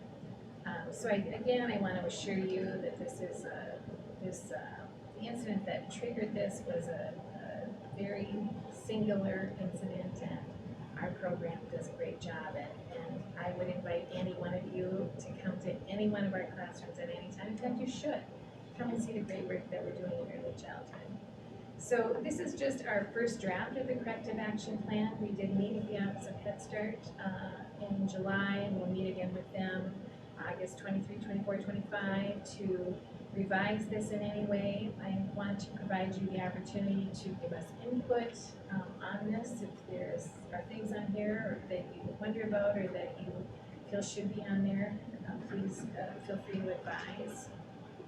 So these were suggestions coming out of that meeting, working on really making sure that we've got some great policies in place. Much of the corrective action plan is regarding professional development. Ironically, the professional development were all things that were in our PD plan that was approved before this incident occurred. So some great things will be happening in terms of PD. When I return in September, I will be able to share with you our final corrective action plan that will then be approval. I'll also be bringing with you any of the policies that were updated that I feel are important to you. And as the Head Start liaison, will also be invited to the policy council meeting where we'll be reviewing similar documents. So I'm just keeping you with us on this journey. And if you've got any questions, ask. And you can not only do it here, if you want to email, I do appreciate having your advice, your support, your input. It's all really great stuff. So with that. I had a quick question. Have your staff been trained in circles of security in the past? And is this just kind of a continuation of that? Yeah. It's such a great program. Right, so Circle of Security has created a new element called Circle of Security in the classroom. Okay. So we've been working with Duluth Ymca to look at using that same attachment theory and that same circle within classrooms. So along with the Circle of Security classroom approach, which we're hoping to pilot in 1 or 2 classrooms, is coaching with specific classroom teams. And the additional people that we'd like to train in Circle of Security are the early childhood special ed teachers, which are often full-time in our classrooms as well, and who haven't had the opportunity for circle training. So we're really hoping to expand that. And if you're not familiar with Circle of Security, it's actually a parent ed program, which is based on the attachment theory and kind of the training has you looking at behavior as children expressing a need, and part of the training is you reflecting on your own upbringing to help you identify when this happens, it triggers this in me, and so I need to be mindful that this is a trigger for me, and I will think through how I'm going to respond to this. And so really powerful parenting material there, as well as really powerful professional development for people working with children. So Thanks for sharing that. I hadn't heard about the classroom version, but that's wonderful to hear that we're using. yeah. Good stuff. All right. Thank you, Courtney and Williams. Appreciate it, thank you. Next, we'd like to provide an update once I can circle back to my agenda.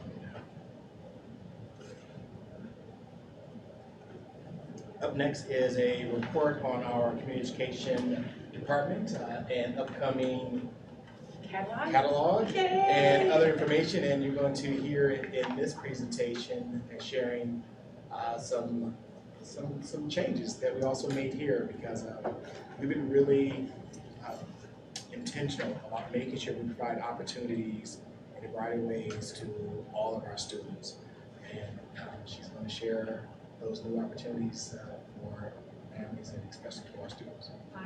I am Cindy McLeod. It's been a long couple of months since Jay's been gone, right? Yeah. So I've tried to take a lot of the stuff and do the best I can with the 2 coordinators who are awesome. You know the old catalog, it's soon to be done. We'll have this one completed tomorrow. 44 wonderful pages of educational and information for the community. We worked diligently, very hard. Julie Gaunt, Claire Hoffman and I have worked very, very hard on this, and it's something, you know, we had a really big learning curve because we had to figure out, okay, Jay was very good at giving me the notes that I needed, but we've never actually done all the pieces.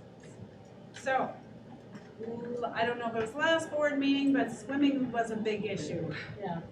I am so happy to tell you that we will be having swimming lessons at Lincoln the month of August. Okay, yay! And part of the reason they didn't have swimming lessons at Lincoln was staffing. You know, Lake Superior Swim Club has always been awesome working with us, but they're having the same problems we are, that they don't have the staffing. And then they looked at the numbers, and out east, of course, more kids can get there. And a lot of the issue is travel, and they're having to go up the hill to Lincoln to get there. Your parents are working, and they have to work. So how do you get to go to the swim lessons? So they had to pick, and they picked our dean.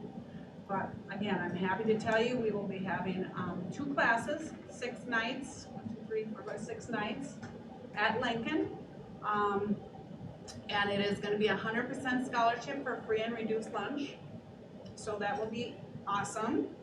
We're trying to figure out exactly how we're going to advertise and target the group we want without overstepping the rest of the district.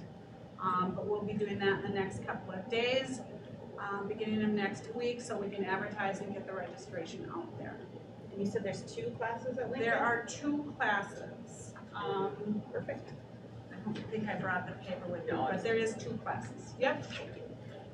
Let me interject just for a second. I also want to add, when she mentioned 100% scholarships, that is also going to be covered. ESSER monies will cover those expenses. So just know that, again, as I shared before, ESSER dollars we're going to be using a variety of ways to provide opportunities to students. And this is one of the ways that we can do that. What ages are the lessons going to be offered for? You know, and I'm really sorry, I did not bring the paper with me. One was toddlers, the young age, and then just, a general age. I'm sorry.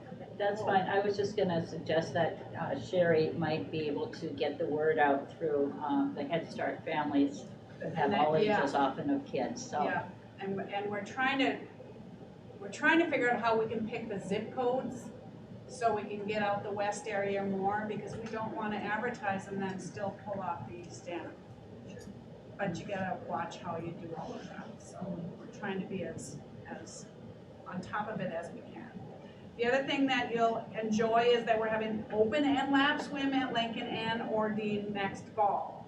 So it is in my wonderful catalog.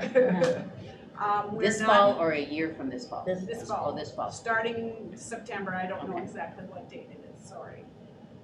We won't be having swimming lessons, but it will be open, swim, and lap.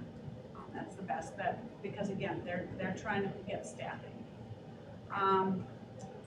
We had the gentleman from the Y, and he was talking about Key Zone. Well, Key Zone is having a real big issue with staffing, like a major issue with staffing. We, through Community Ed, have helped push the advertising and whatever we could do.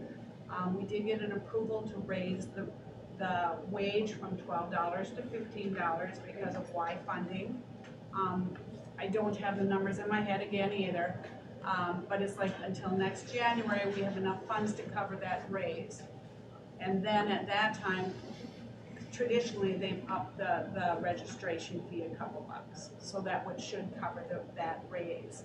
But it's still not helping.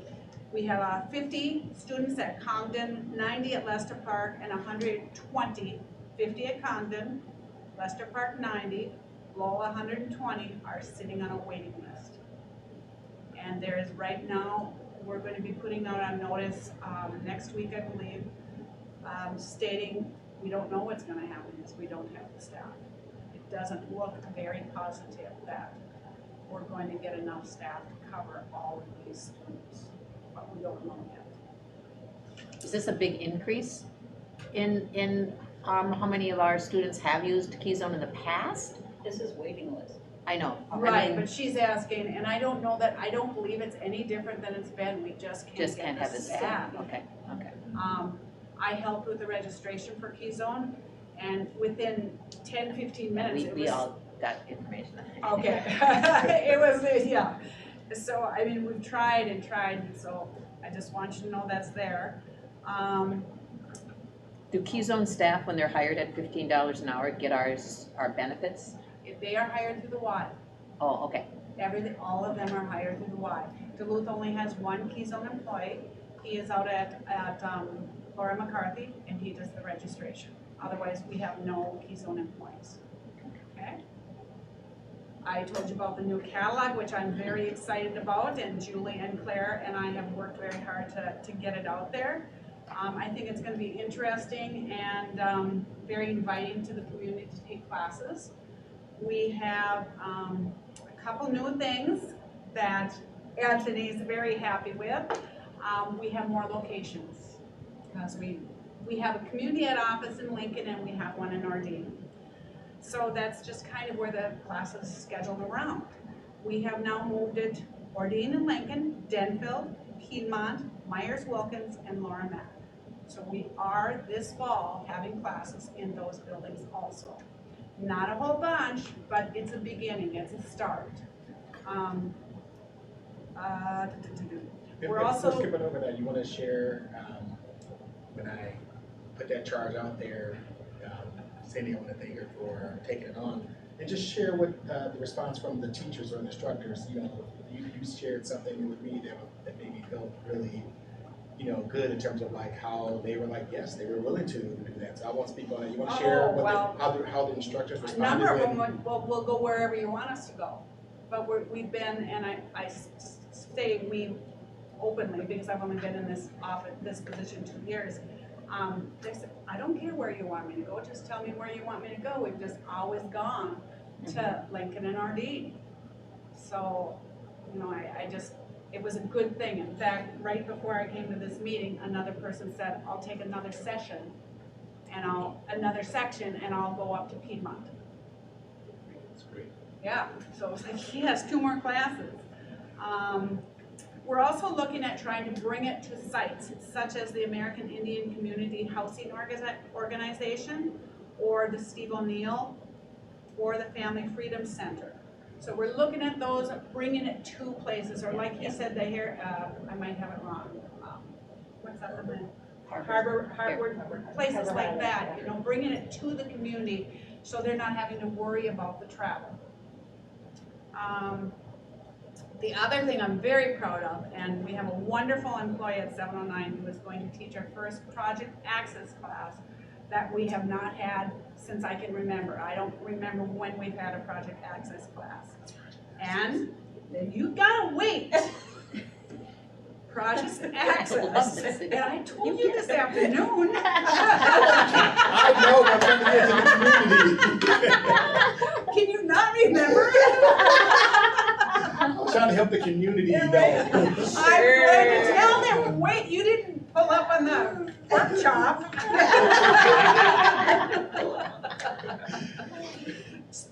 Now I forget. Project Access is about individuals with disabilities or special needs. Yes. And so, we've had it advertised in our catalogs for as long as I can remember, but I do not know that there has been a court.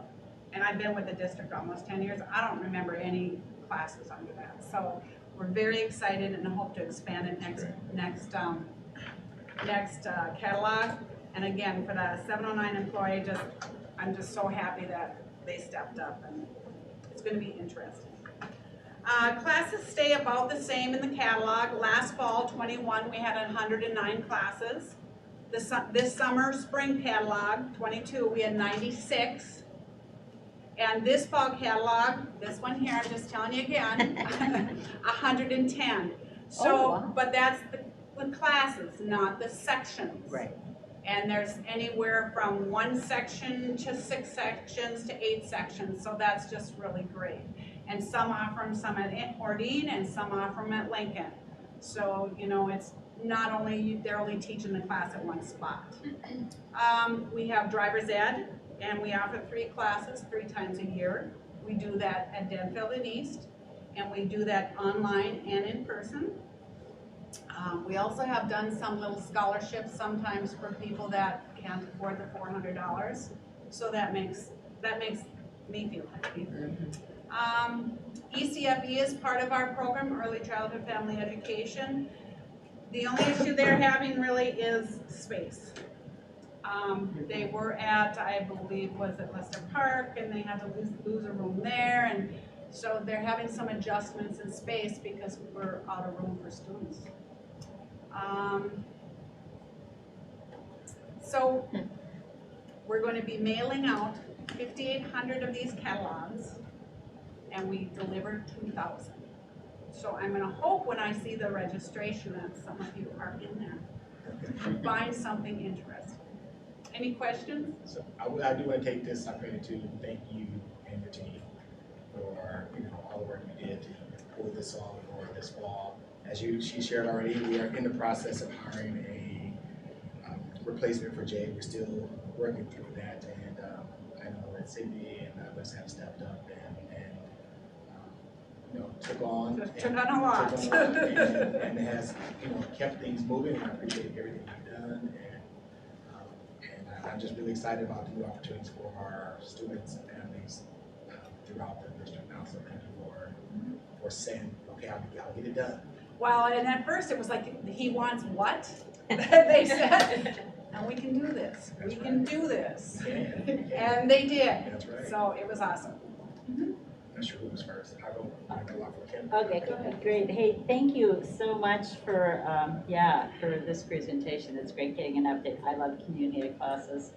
I love that you get the books out at the grocery stores and at all these, I see them every place, so that's really been wonderful. That's the 2,000 that we hand deliver. Yeah, that's really, really great. And I love that you are expanding places. When my son moved back in December, I gave him the catalog and said, take some classes so you can meet some people and get out of the house. But he took Tai Chi, he took this comparative religion and some other class. But anyways, yeah, it was good. I do want to go back to the ECFE though. And maybe this is a different discussion, but have we limited the number of families that can take place in ECFE? I'm not totally in charge of ECFE, Okay, but I'll okay. speak as best as I can. We haven't limited it, we keep it to a number, and I don't know what that number is. Okay. But so we're still trying to service that number, Okay. and we've just lost the one of the rooms we have. Okay, so we're just doing it differently, but we're not losing the number. No, of we're not families. Okay. losing the numbers, we're just gonna have to reconfigure how we're going to do it. Okay, Yep. okay, great. Well, thank you for all your work and creativity and getting lots of new classes. Yeah, and it can only get better, Yeah, That's right? I was just going to say, to kind of piggyback on what Member Loftham said, just expanding the locations is really great. I've helped connect different youth to community ed over the years, and it's such a great resource for people to explore just different interests that they think they may have or that they may have. And it is kind of a barrier, Lincoln Park, going up the hill. I've driven people there just because otherwise they have to walk up the hill. So I think this will be great. You said Denfeld, Piedmont, Myers. And Denfeld, Lincoln. Piedmont, Myers, Lincoln's, Laura Mack. Oh, Laura Mack, okay, thank you. Yeah, that's just wonderful. And yeah, nice job getting the books out Like there. I say, it's a start, but. I always really enjoy looking through those. So. yeah. You do a good job.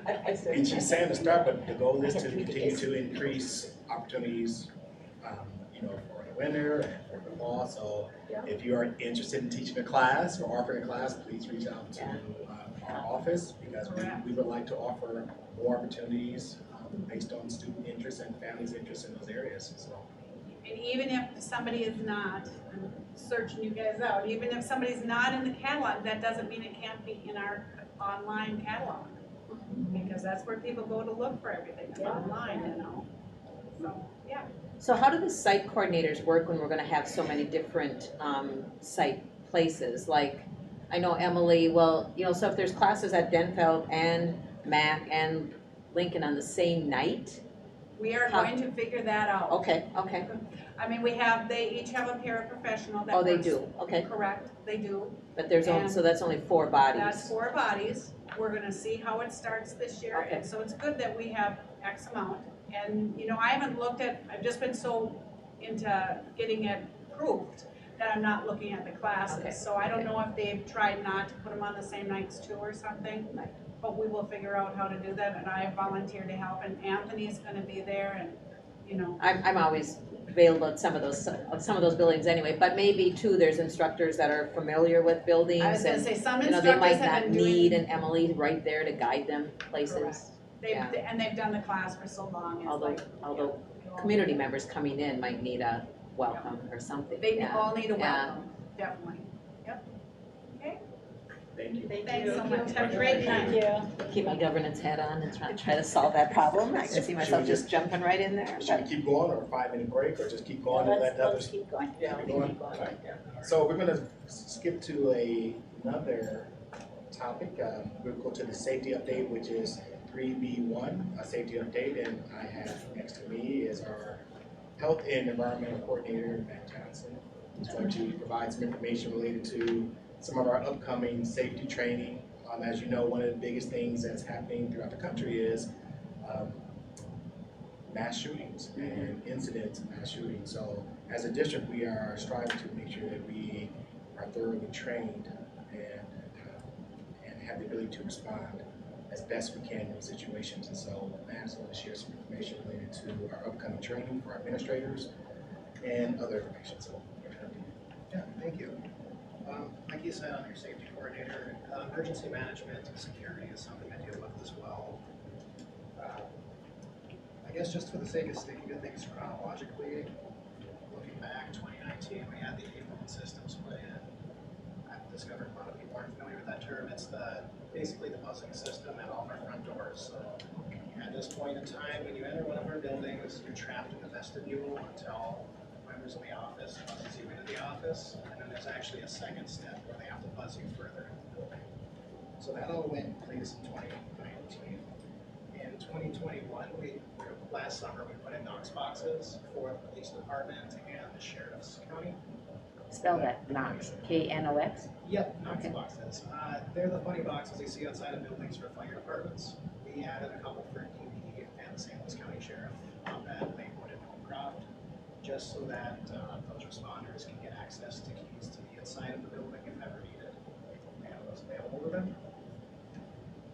And the last 2 years, we have taken a lot of big steps to get our ERCM updated and digitized. So, Can you say that again? the ERCM, the Emergency Crisis Response Manual. It's a very large document. The last couple of years, we've updated and revised it. We've taken the appendix and actually extracted every single document and made it a lot easier to work with, a lot more accessible. That can all be accessed on the safety webpage. If you go to the facilities management / health and safety page, there's an emergency management link. You have to log in, but you can see all of that there. It's readily accessible. And that kind of brings us to where we're at right now. And one of the things we're doing right now following COVID is making sure that all those iPhone systems are being fully utilized quickly. We did have a couple conflicts with COVID protocol and utilizing that vestibule protocol. It was an awkward situation, so some schools weren't really able to fully implement it until those restrictions were lifted. So we're going through the process, making sure all of those are operating the way they're supposed to and everyone knows how they work going into this school year. So far, I haven't heard any problems, and I've heard from at least half the schools, so that's on track. Let me jump in with that one. And so just please be aware that as we work with our administrators, which we will have, again, some more discussion during the ALICE training, we'll be discussing all those other safety procedures, including accessing the building. I'm sharing it now because we haven't had a chance to talk to our administrators. We want to make sure that we're able to do that successfully, and that might mean that there might be some changes in practices or expectations for our families as they walk up and try to enter the door, where they might be able to now or in the past have, some buildings, as they were trying to implement it successfully, it was easier to get in some buildings than others. So we're going to try and do our very best to evaluate that and see if we need to tighten things up, which might mean a different experience for families as they enter, meaning they may have to press that buzzer, and it may be a little slower to get into the building because of that. So we are going to again have these discussions with our administrators. We want the community to support these enhanced safety efforts because it's going to take the community to keep our schools safe. And so I think a little inconvenience or a little change in practice will go a long way to better ensure safety of our schools. So we'll see. But again, we are sharing things that are ahead of conversations with our administrators, which we will be having with them during this ALICE training that you're hearing about. Yeah, that's actually the next topic is the ALICE training. So we have arranged for 50 of our school administrators to be going through ALICE certified trainer. Sorry, I feel like I just said that wrong. They'll be getting their ALICE certified instructor certification. And they'll be doing that August 25th and 26th. ALICE has made a lot of changes to that program. At this point in time, they actually function on pass-fail. It's actually possible for you to go to this 2-day thing, and if you don't accurately, if you can't do a teach-back session effectively, they're not going to give it to you. So at this point in time, they put a lot of weight on that, and making sure that everyone is capable of going on and further training people. And that's very exciting. Yeah. That's a big change I think they've made since the last time we put our staff in this, so. So not only will it be our building administrators, but it's also going to be district administration. So our cabinet will also be participating in that training as well, as we need to know how buildings will respond. So as a district, if there's an unfortunate incident that we have to respond, we need to be aware of how things are in place and how we can support sites if such an important incident happens. So district office staff will participate as well. Is that an online training or? No, well, there's a 1 hour online that's kind of a primer for it, but it's a 16-hour in person. It's 2 8-hour days, and they have a pretty packed. I do have a copy of the schedule. I remember when we first started with Alice training, we actually asked if that online version of it, that if we could do it, or have access to do it as school board members, and some of us took advantage of that. So I don't know if that's an option again, that'd be on. For the online portion? Yeah. We can explore that. That's easy. Yeah. That's available. We can do that. So clarify again that you have 50 administrators on these 2 days being certified so that they can then take this and instruct their staff. Yes, we're hoping to take a day during one of the development days this fall and dedicate some time to that school. You've got to. And that's the only effective way of doing Alice, is to train our administration staff so that they can then, and I also love the idea that you have to pass. Yeah. Because lives depend on our ability as administrators to effectively teach. In the last 2 years, no fault of anybody's other than COVID. That's right.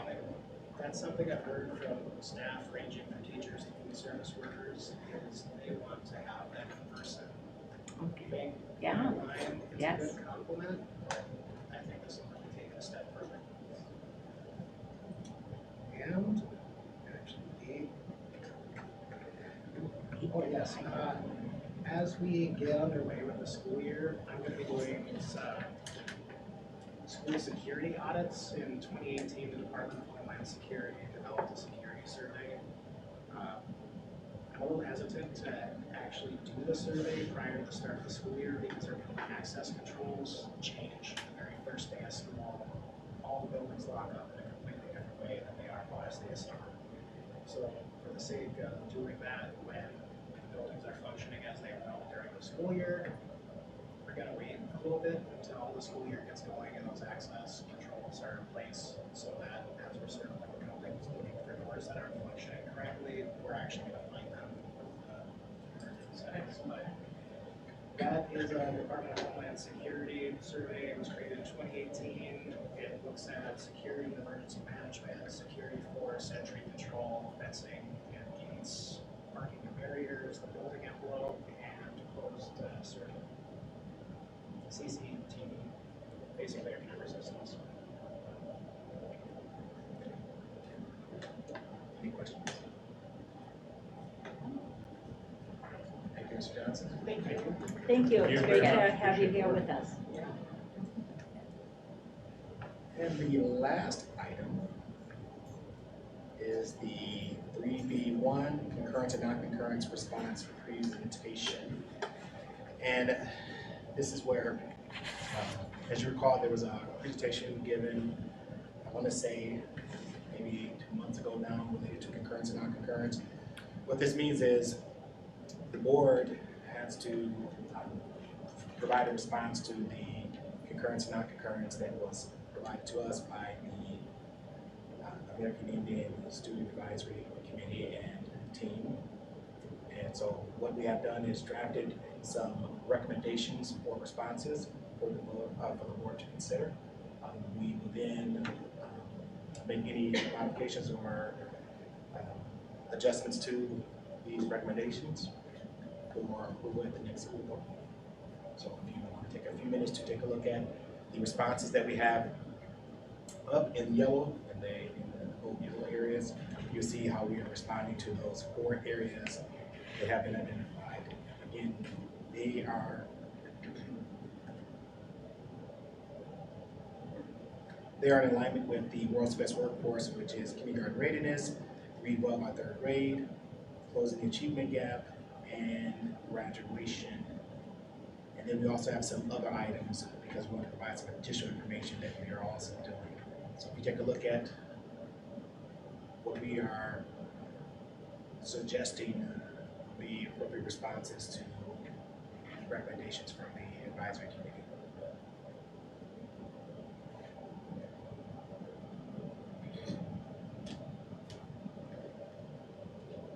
I love the library one. Sorry, I'm just responding because I made it. That's great.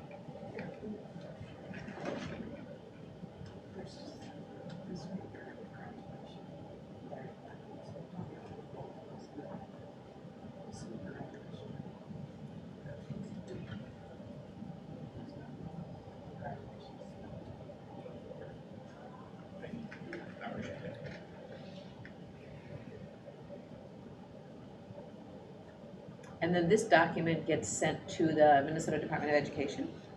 Yes? Is that where this goes? Mhm. Yeah, okay. It will be also something that we use as part of our tribal consultation, Right. which will take place in the next couple of weeks. Well, okay. And they, Does the board chair, you sure the board chair Yep. attends that? We'll talk Okay, about that. okay. Superintendent Mackers, were you trying to say something? Okay.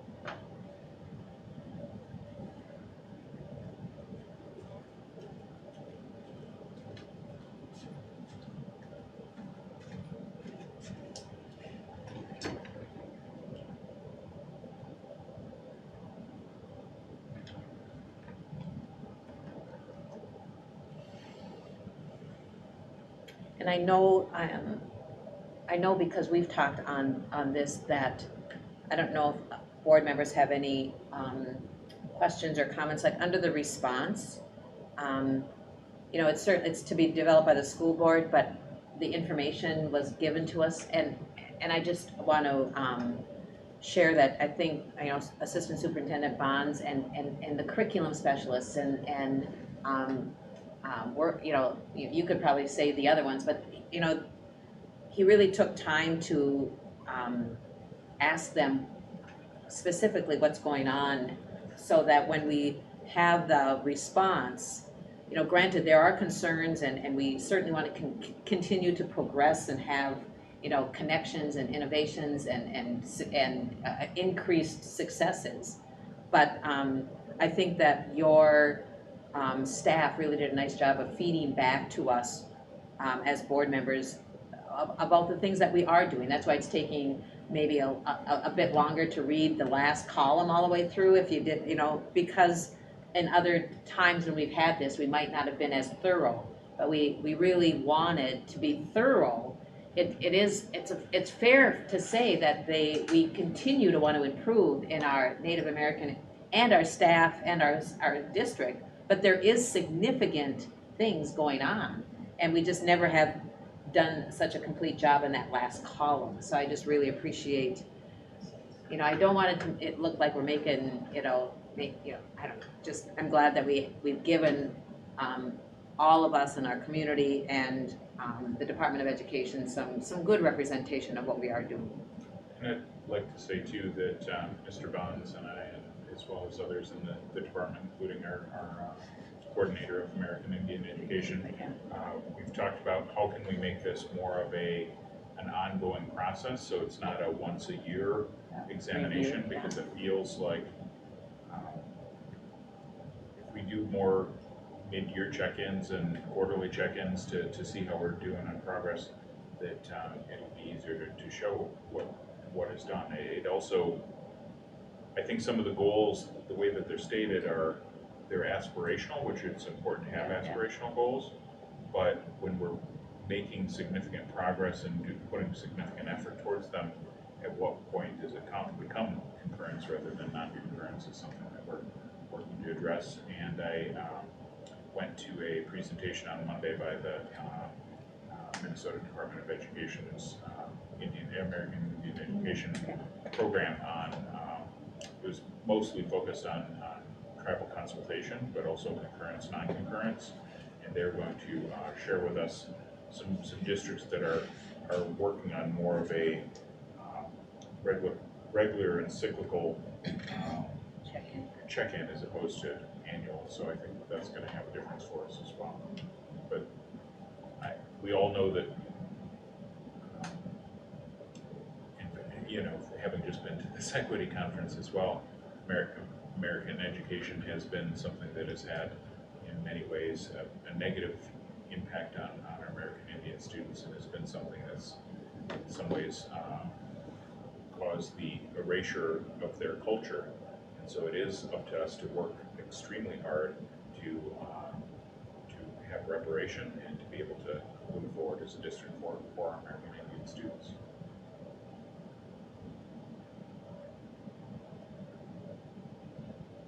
So after such a robust meeting, I feel like if you have any questions or if you have any suggestions, please send me an email so that I can adjust the document. I noticed a couple things that need to be cleaned up here, so I want to make sure that everything is cleaned up. But if you have additional suggestions, please send those suggestions to me so that I can edit the document and so forth. After such a long meeting now, I feel like we want to, I know you all probably too would want to talk a lot more about this, because it's really important that we really as a district listen to all of our parents, especially our parents from the most disadvantaged students.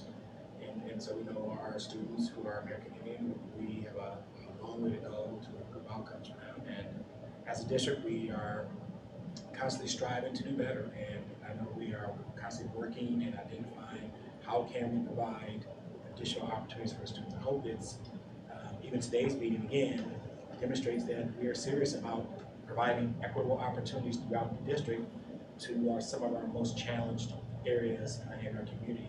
Our students deserve it, and we can continue to be really thoughtful and strategic in providing those opportunities for students. So I know this is mostly around American Indian students specifically, but I think as a district, I want to thank everyone on my team for providing this information for me. And as a district, I know we're striving to do better, and we can do better, and we will.